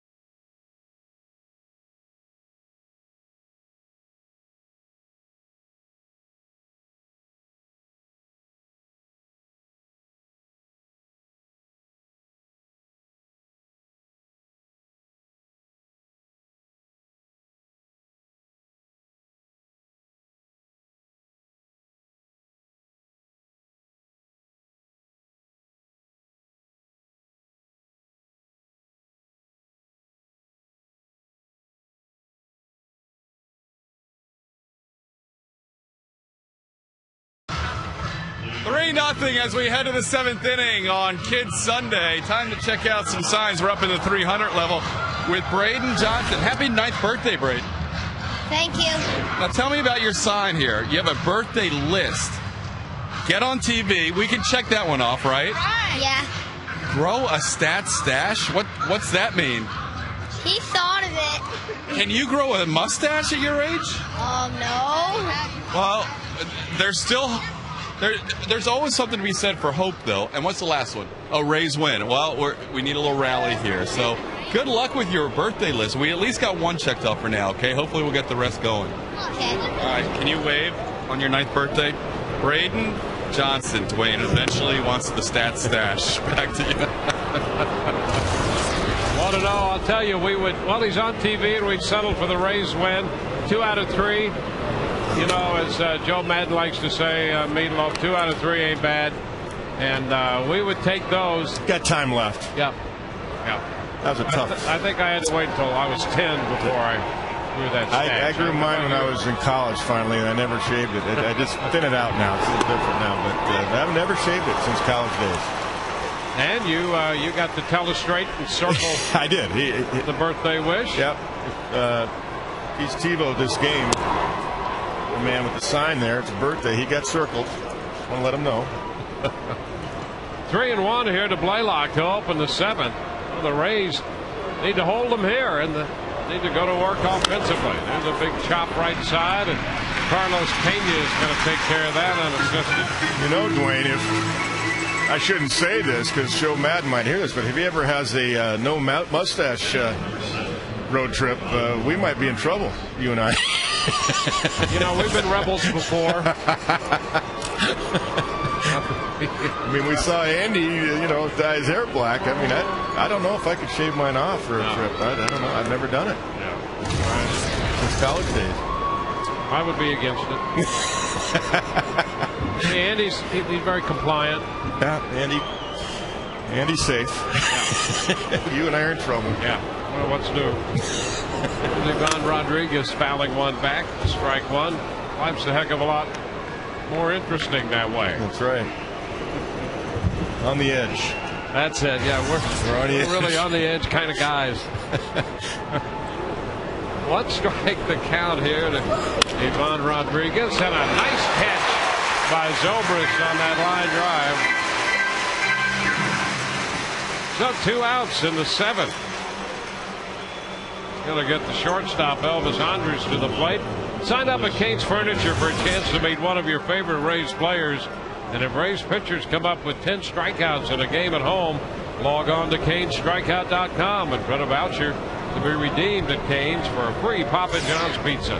Get to Cane's today. First pitch is high. 1 ball, no strikes.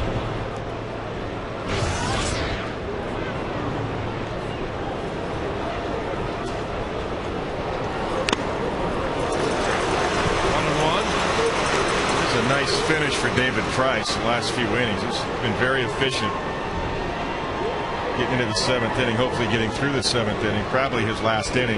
Pitch counts at 113 pitches. Ground ball headed to short. Bartlett's got it. His throw to first in time. It's a 1-2-3 inning. That's 10 in a row retired by Price. Bottom of the 7th coming. 3-0 Texas.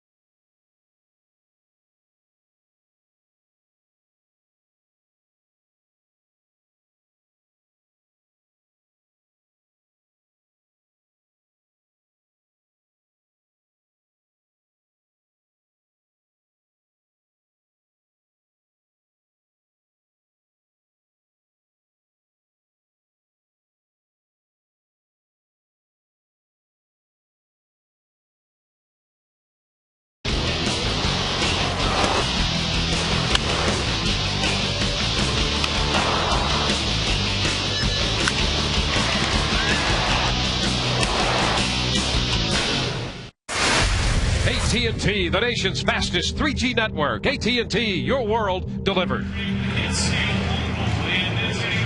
Welcome back to Tropicana Field this afternoon. With Kevin Kennedy and Todd Callis, Dwayne Stats, fans taking their 7th inning stretch.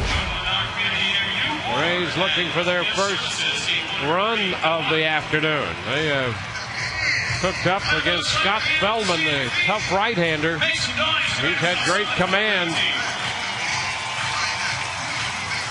And he got a couple of calls, too. That last pitch to Ben Zobrist was outside. It was around the plate. Ben has a great eye, and it turns out Ben Zobrist was right.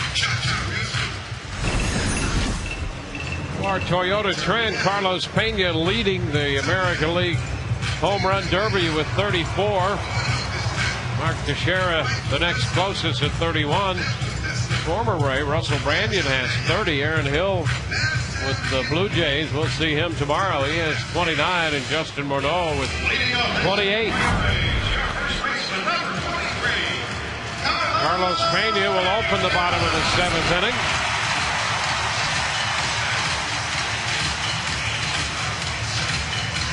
Pena, Burrell, and Zahn due up against Scott Feldman.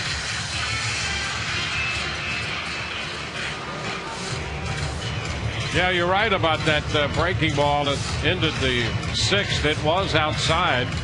And, you know, if Zobrist works that count and gets on, you'd have Pena at the plate. Yeah, I mean, representing the potential tying run. That's a big miss. I mean, that's a smart call by Pudge Rodriguez and Feldman to go with it and try to get one around the outside corner. Unreachable for Ben, but it took the bat right out of his hands. So here's Carlos Pena. An infield hit and a strikeout. 1 ball, no strikes. An opening pitch. That's a breaking ball that was off the plate right there. I always felt, you know, when a guy's throwing like Feldman, he doesn't need any help. Yeah, exactly. He's already painting. He doesn't need a few more inches. He stays away from Pena. Wide on that one. 2-0.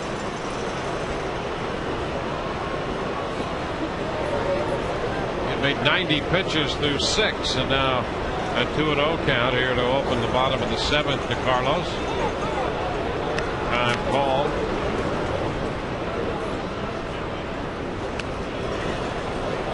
'26-year-old right-hander Scott Feldman.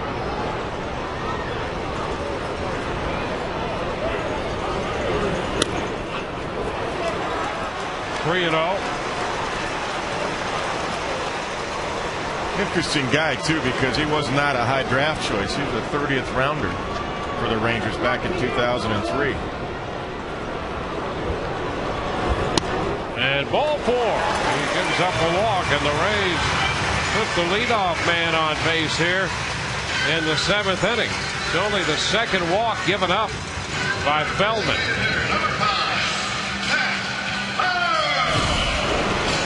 Carlson's had a great series, so they're very careful. That one was way away, trying to backdoor the curveball. That's a 2-seamer away off the plate. That's a cutter right there. Fastball missed. Now Pat Burrell. That pitch is too low. And Rodriguez trots to the mound. First time we've seen Feldman miss 5 pitches in a row like that. That's why Pudge went out there.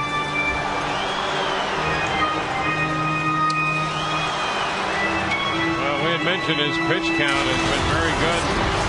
Rangers don't pay a lot of attention to that, but in his case, he has thrown as many as 121 pitches in a game. That was 3 starts ago.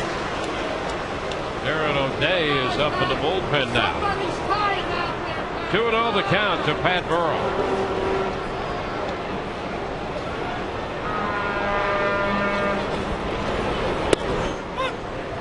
That's a strike on the outside part of the plate. Andy Fletcher makes it 2-1. Don't chase it, Pat. Don't chase it now. I don't come to you. No ball back, a fastball. And he had a pretty good pitch right yes, there. Yes, he did. He had a 93 fastball right down the middle. Good swing.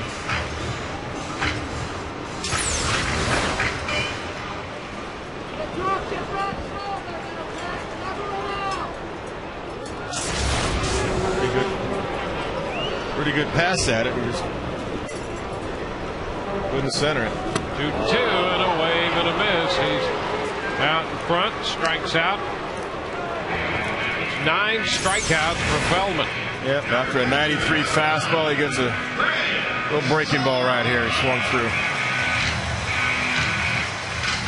Boy, that's been such a good pitch for him. He's mixed in a changeup occasionally, but boy, that curveball has been very good for him. Yeah, no two pitches the same either. He doesn't double up very often other than the changeup. You see 93 and then you see a 78 breaking ball. Greg Zahn steps in.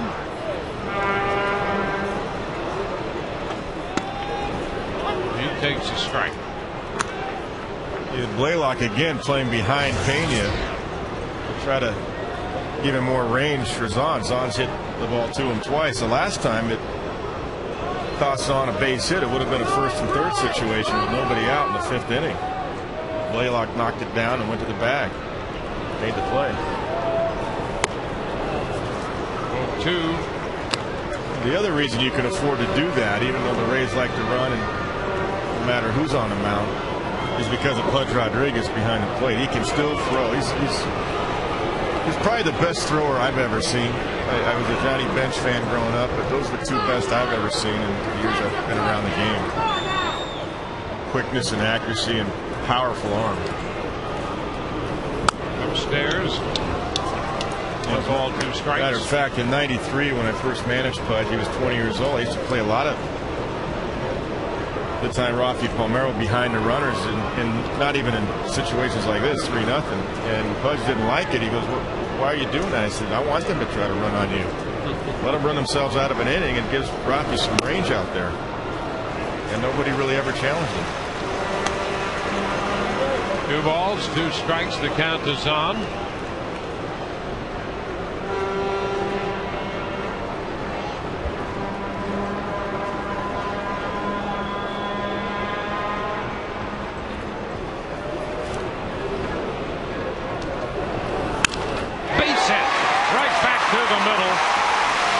Will stop at second. He got a fastball that caught part of the plate, and Zahn took it right back through the middle. That good sound of centering it. Yeah, right back at Feldman before he could react.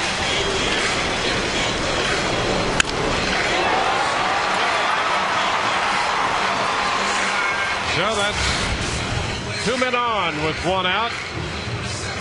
E.J. Upton coming to the plate.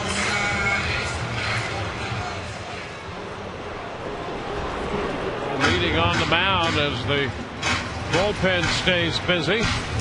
Don't forget now, the summer concert series presented by Hess Express continues on Saturday, September 5th. The Rays host the Tigers on Beach Boy night. It'll be Beach Night, and the Beach Boys provide the post-game concert. Visit RaysBaseball.com to get your tickets.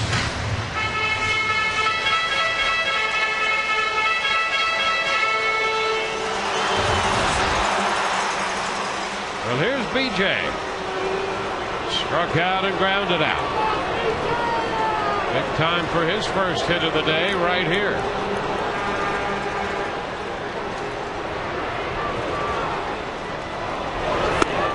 That's high. Well, a curveball that stayed up. Still had some break on it, though. 1 ball, no strikes.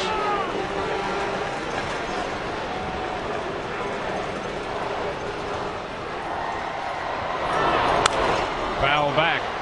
Fastball. 1-1.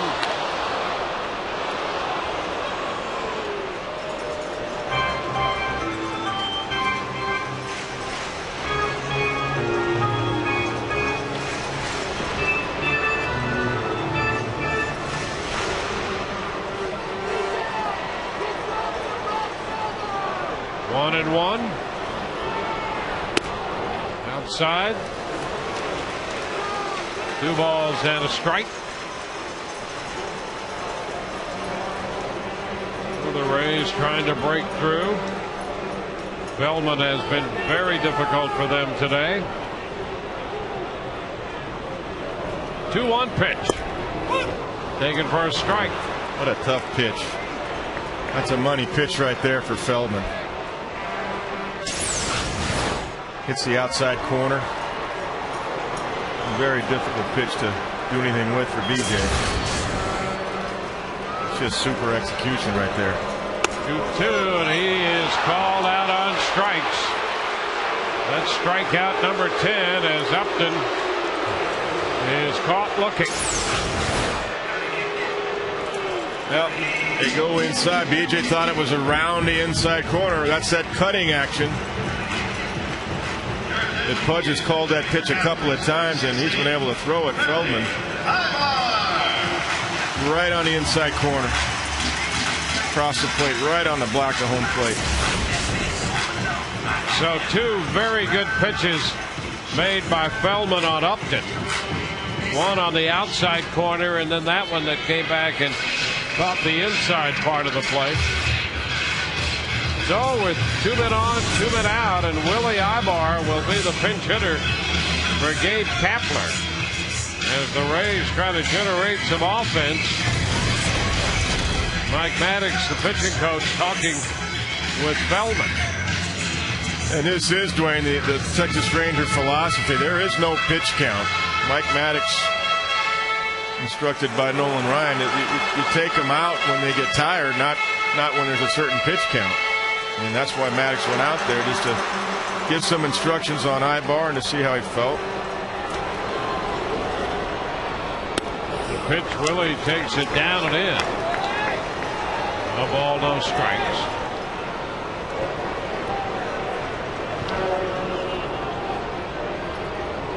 Getting late here in the 7th inning. 3-0 Texas. Baseball high.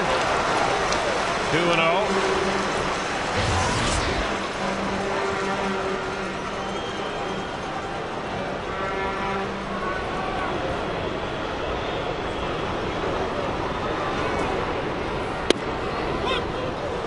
Picks up the edge. 2-1. See Pudge behind the plate trying to coax Feldman into getting the ball down. He missed location there, but he got away with it. He was trying to go down and away with a sinker.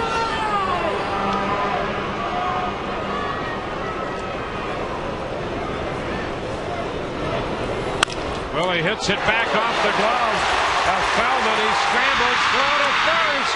Ibar is out at first, and that retires the side. Feldman got a glove on it, scrambled after it, and recovered to get it to Blaylock to retire Ibar and the Rays. No runs to hit, 2 men left. We go to the 8th, 3-0 Texas.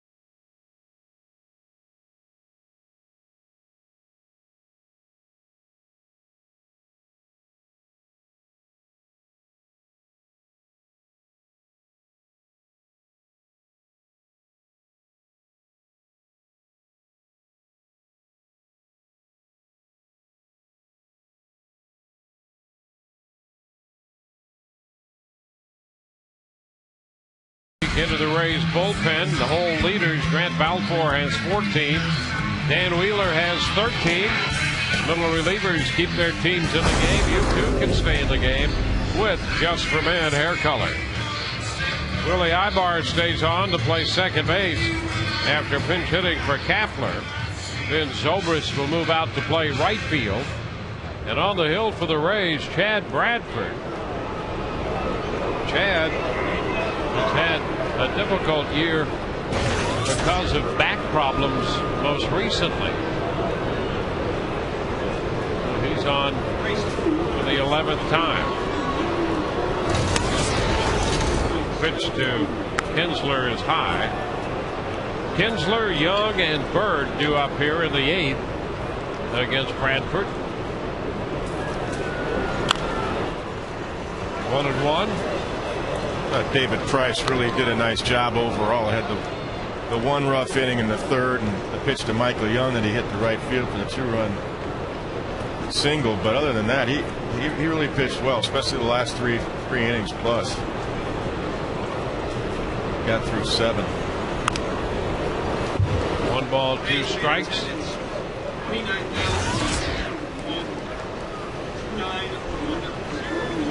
Bradford was last called upon on the 22nd of July against the White Sox, but did not face a man because of a back strain. He strikes out Kinsler. 1 away here in the 8th.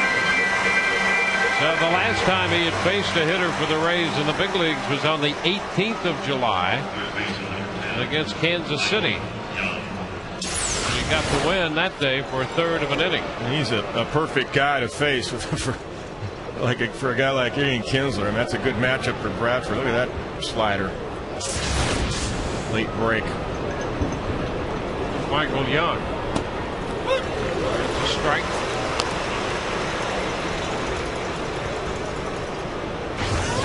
Young has had a very good series. Extended his hitting streak today to 11. Pena, Bradford's going to have to cover the bag, and they just get Young. So Bradford got over there in time to get Michael Young. 2 outs. Pena playing wide of the bag. They had him defense perfectly. Gets the ball to Bradford before he gets to the bag. Leads him. So Bradford doesn't have to look for the bag and the ball at the same time. That's how you do it. Good feed by Carlos Pena. Now Marlon Byrd.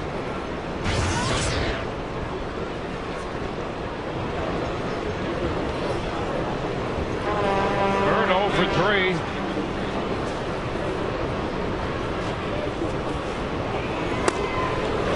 That's a strike.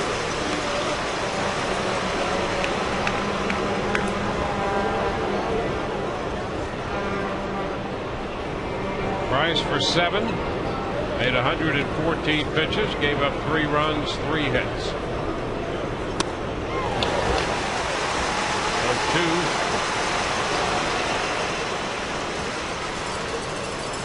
And Price retired the last 10 men he faced.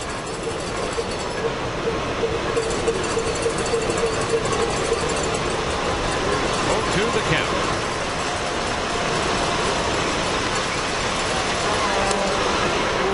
Close there. 1-2. Yankees and the Red Sox play tonight. Darren O'Day busy in the Texas bullpen.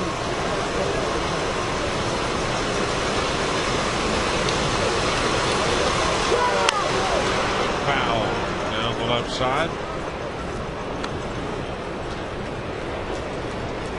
O'Day's still up. I would tell you that he's coming in the ball game.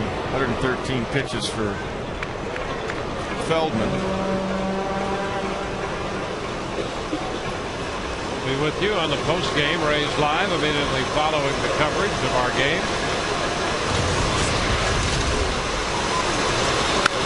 Fly ball center field. Upton is there, and it's a 1-2-3-8. Rays coming into bat with the top of the order due. Down 3-0.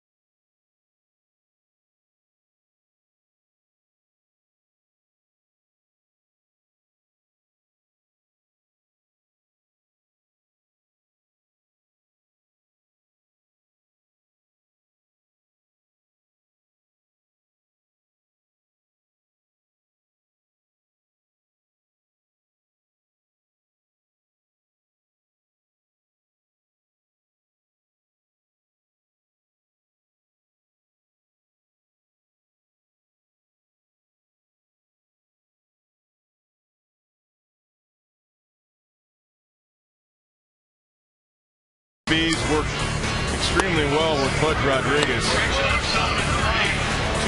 and struck out 11 overall today, their career high.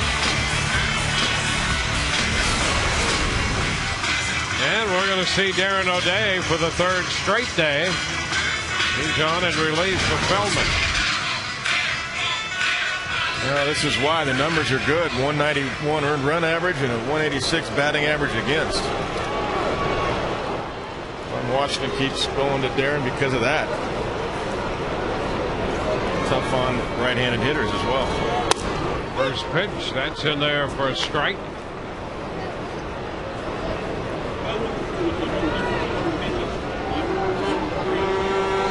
Bartlett, nothing of 3 on the afternoon.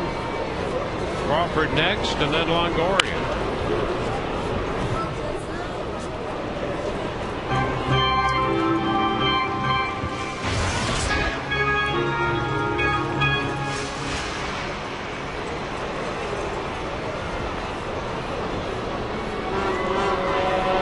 Bartlett 2 for 2 against O'Day. Now 2 for 3 as he's out on strikes. 12 strikeouts now for Texas pitching. For all the latest updates on the Rays, log on to TampaBay.com. From the diamond to the clubhouse and everywhere in between, you'll get in-depth news, stories, and scores 24 hours a day, only at TampaBay.com. Now Carl Crawford.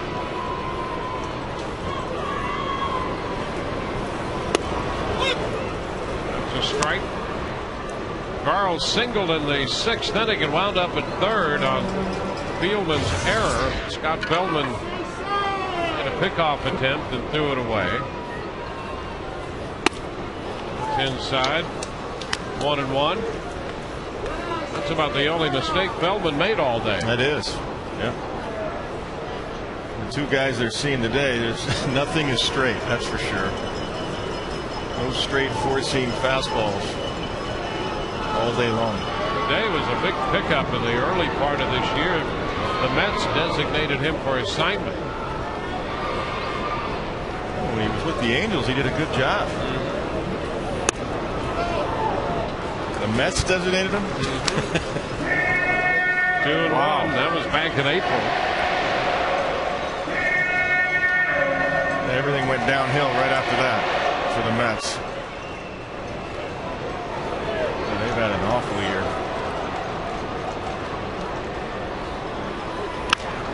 Crawford fouls it the other way. It's 2-2.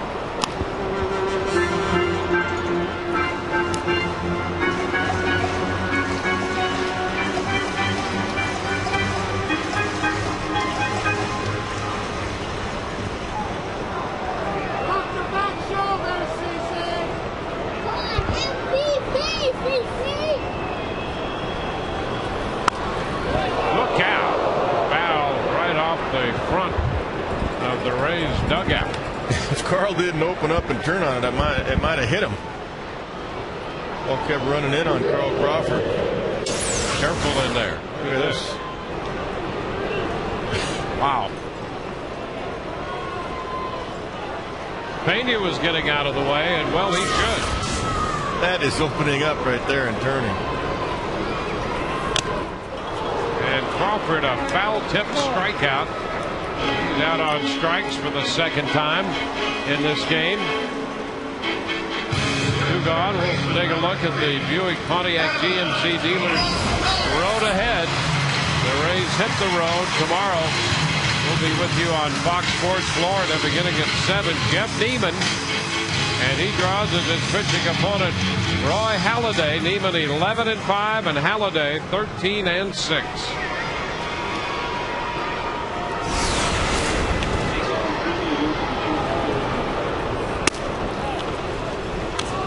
Sales high. Ball, no strikes. Jeff Neiman, the youngster out of Houston.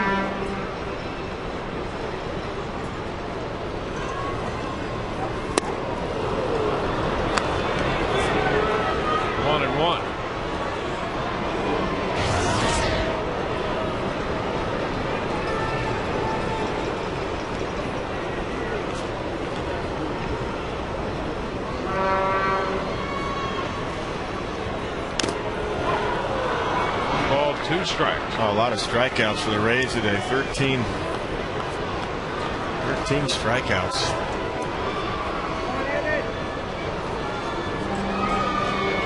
Something that Joe Madden has talked about all season long. I'd like to see you guys cut that down.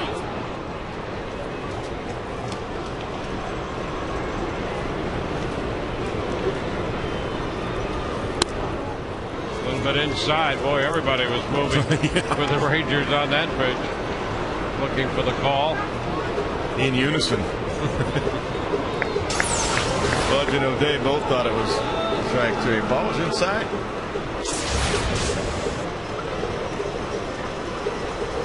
The 2-2 again, and a wave and a miss. So Dave strikes out the side. 14 strikeouts for Texas pitching. We go to the ninth, 3-0 Texas.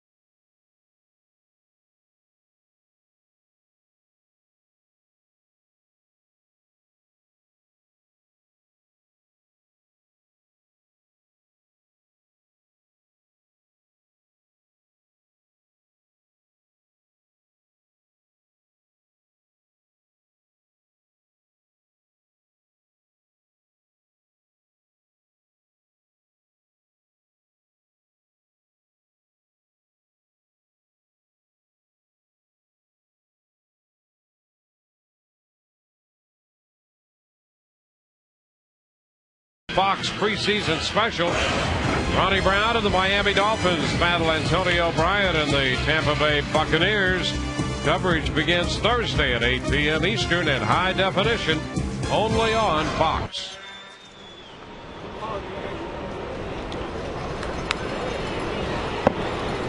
It's Sunday here. They've had a good time except for the Rays offense. The Rays have one shot left. Andrew Jones leads off the ninth for Texas, and there's a base hit, and Bradford stays on to face the right-handed bat of Jones, and he singles up the middle. That's going to bring Josh Hamilton to the plate, and it will bring Joe Madden up out of the dugout. Yep. So the Rays will make a call to the bullpen here, brought to you by Metro PCS. Unlimit yourself.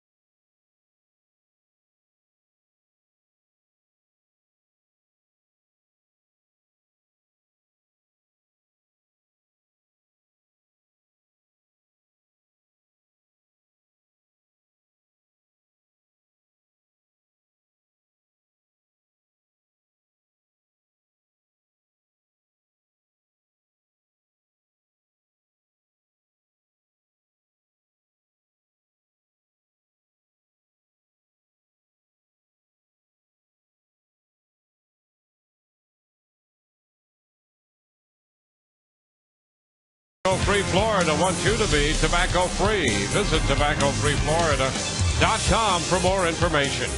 And by M. Scott, you're okay with us.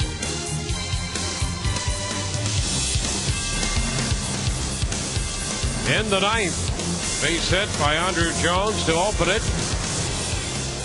Julio Bobone is running for him at first. The new pitcher for the Rays is Brian Schaus. He's on to face Hamilton. And Josh is the guy I'm talking about that's been kind of in between with the swing. He hasn't really gotten that tap down today. Watch his front leg. He shoots it toward left center field. Crawford can't get there. He's going to go back to the wall. Bobone stopped at second, and it's going to be a base hit. How about that? Wow, with his speed. Boy, you were concerned when that ball took off that Bobone might score from first. You're not kidding. Josh was able to get that one. He missed location. It was down and into his swing. He's trying to go away, and the ball just took off over Crawford's head.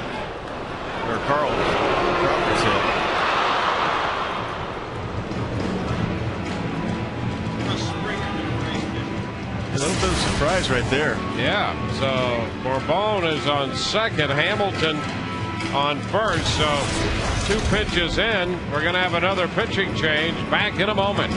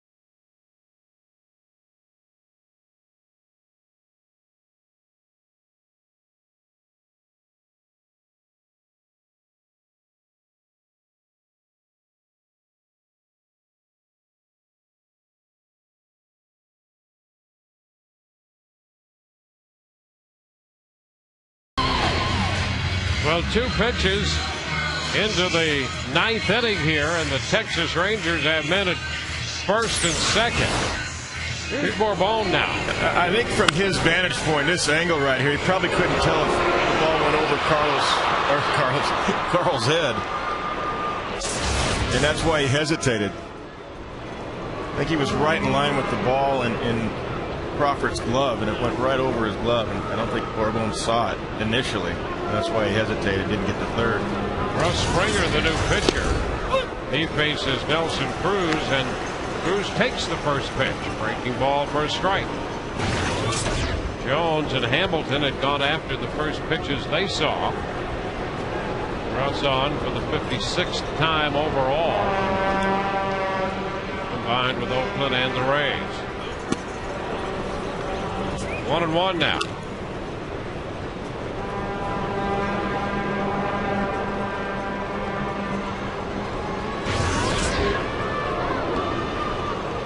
Texas now with 5 hits on the day.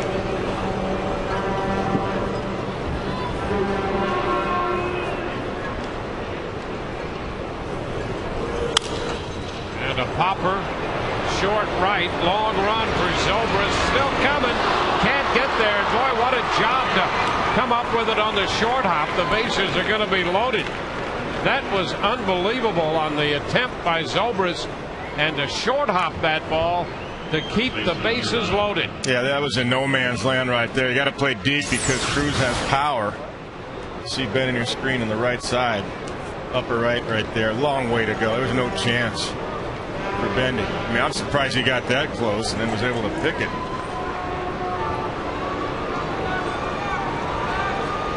So the bases are loaded, and here's Blaylock. How about this? That was amazing. He was way deep in right field. That was a long run. That's a strike to Blaylock.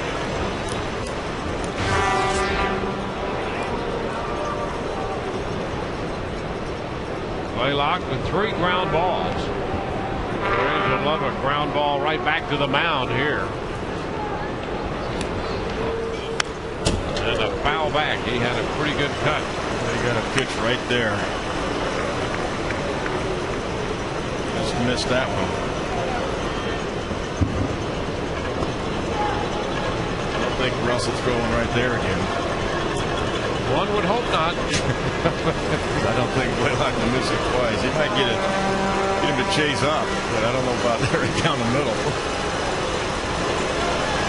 The 0-2. Into the dirt, blocked by Zahn.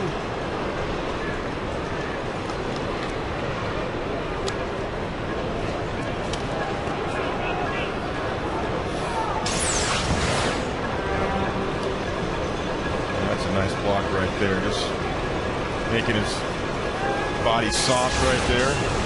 That tensing up. Ball drops right out in front of him. 1-2 pitch. Long foul ball. He tried to get him up. Might have to go a little higher than that.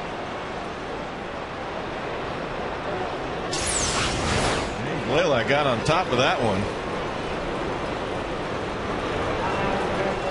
And extended.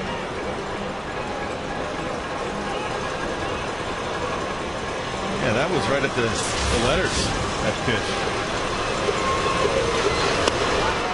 Did he go down and in? And he did not, says Jerry Lane. It's going to take the count to 2-2. He held up. Yes, he did.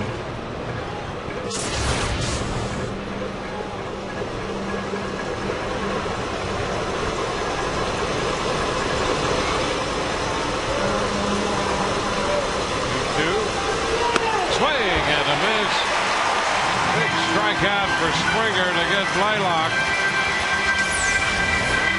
Got him on a fastball.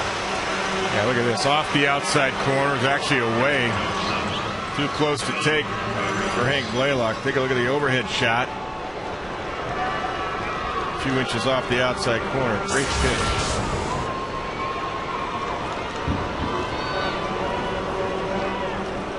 Now it's Ivan Rodriguez.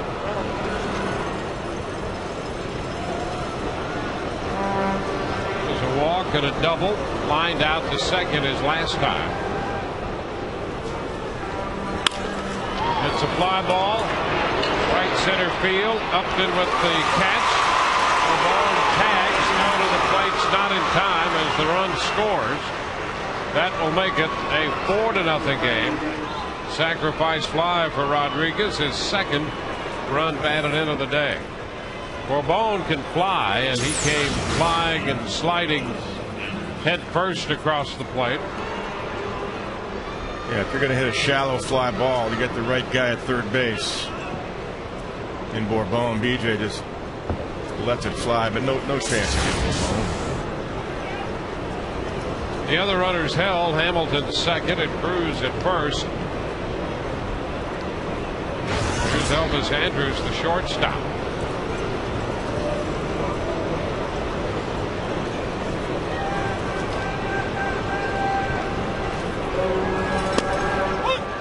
Strike.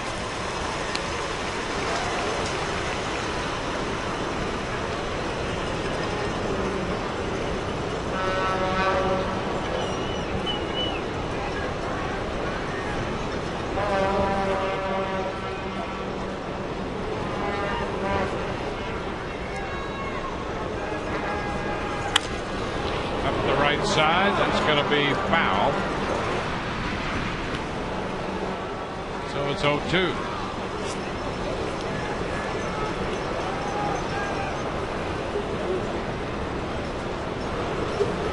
Another run charged to Bradford. Texas 4 runs, 6 hits.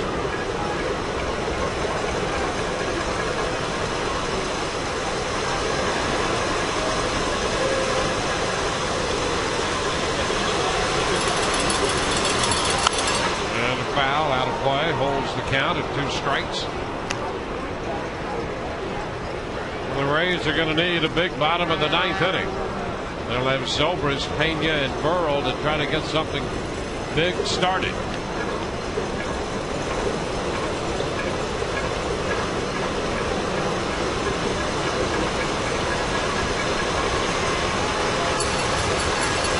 Two again. Nice block. 1-2. He never stops hustling back there blocking balls, does he? I think I just think he enjoys that. He does. You know, I mean, he looks as if he does. Well, he's always ready for it, no matter what the score is.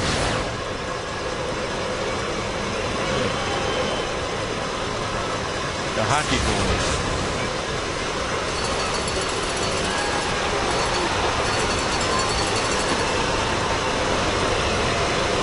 One ball, 2 strikes.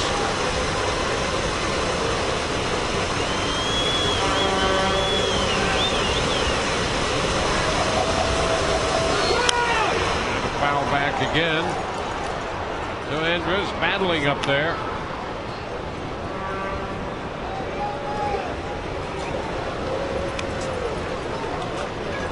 Texas scored 2 in the 3rd and another run in the 4th. 3 runs off Price and now 1 off the Rays bullpen.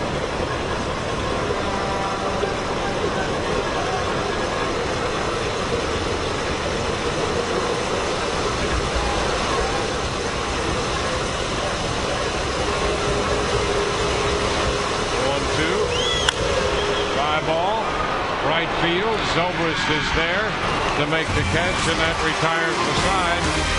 They lead 2, score 1. Bottom of the 9th coming, 4-0 Texas.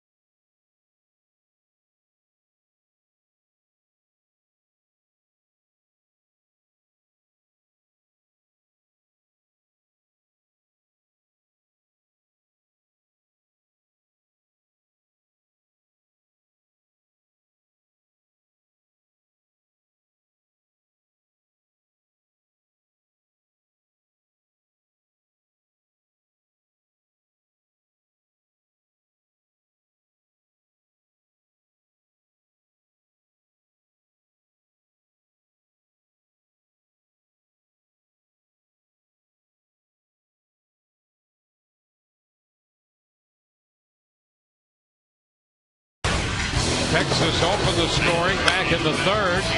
Our Checkers double of the game. Ian Kinsler had doubled. Michael Young followed with a base hit, chasing both Ivan Rodriguez and Kinsler home. With the first 2 runs of the game, our Checkers double of the game. Going to be Frank Francisco on the mound. 2-2 with 18 saves. Got a good arm and a great strikeout to walk ratio. 40 strikeouts, only 8 walks. 5-1. And Ben Zobrist will try to get something started against him.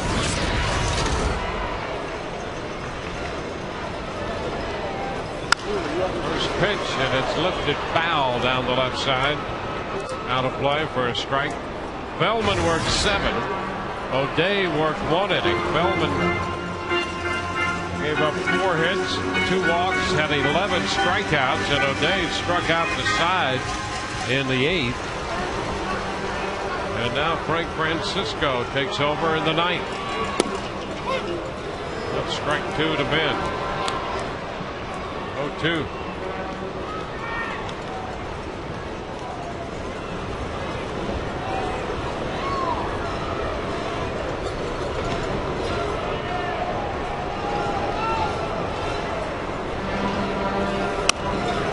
Too high. 1 ball, 2 strikes.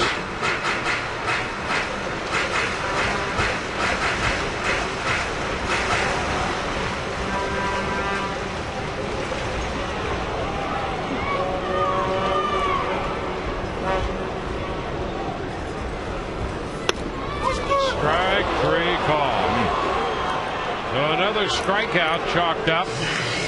That's 15 strikeouts on the day. And it's a fastball. A little tailing action at the knees on the outside corner. Knee high. Tough pitch. Too close to take. 6 of the last 7 outs. Even more. 7 of the last 8 have come on strikeouts.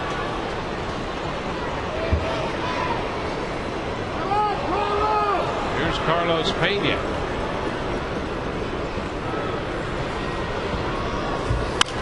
Carlos under it, a high pop-up. Down from first comes Blaylock, and he's going to make the catch for the 2nd out in the 9th. And so the Rays are 1 out away from being shut out by a combination of Texas pitchers. Yeah, the only Ray that hasn't struck out today is Greg Zahn. He's had 3 pretty good at-bats, including that single he had in the 7th inning. The Rays have been shut out 5 times.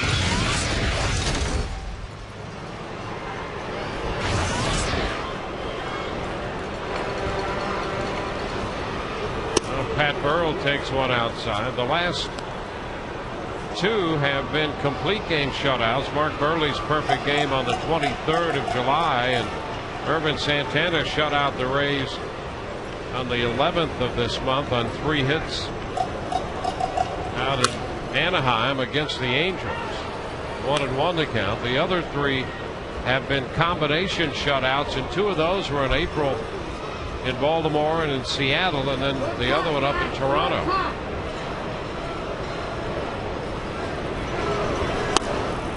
1 ball, 2 strikes as the fastball is thrown by Pat Burrell. 1-2.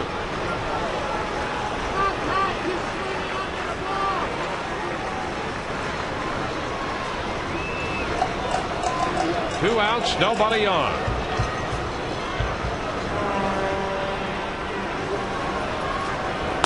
And that's up and in. 2-2. Starting pitchers, still the pitchers of record.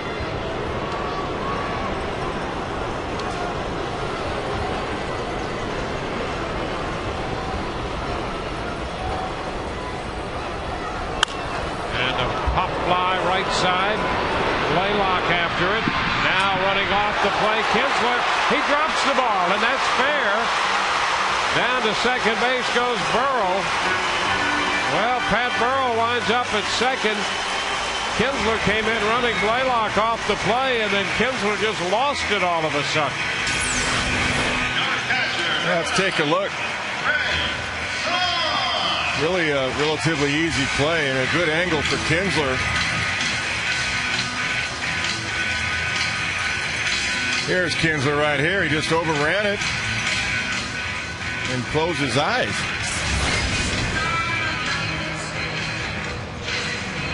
Tough to catch it with your eyes closed. So Burrell's at second. Greg Zahn. The pitch is outside. Yeah. This is one of those deals where they give him a hit. I mean, why penalize the pitcher? We've talked about that before. Well, yeah, that ball's got to be caught, whether it be Blaylock or Kinsler. That's you got to make that play. There's a strike. I mean, I love seeing Pat Burrell get some points on his average. But wow, he get a bloop double out of that. A ball that Kinsler closed his eyes and overran it.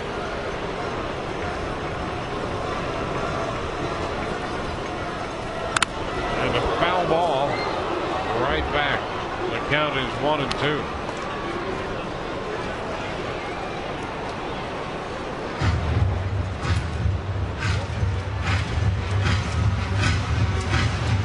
So it's a double for Burrell. He's at second.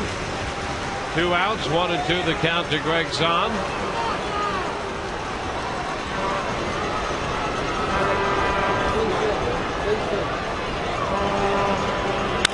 Zahn hits it on the ground to first, grabbed by Blaylock. He makes the play unassisted, and this game is over. The Rays have been shut out for the 6th time this year as they drop this one. It's a 4-0 final. Feldman will get the win, Price the loss before 29,109. So the Rays finish the homestand 6-3. Hit the road tomorrow, and we'll be with you at 7 on Fox Sports Florida. Rays and the Blue Jays tomorrow. For Kevin Kennedy and Todd Callis, Dwayne Stats, hope you've enjoyed the telecast, if not the outcome. We'll see you next on the Rays Live Postgame.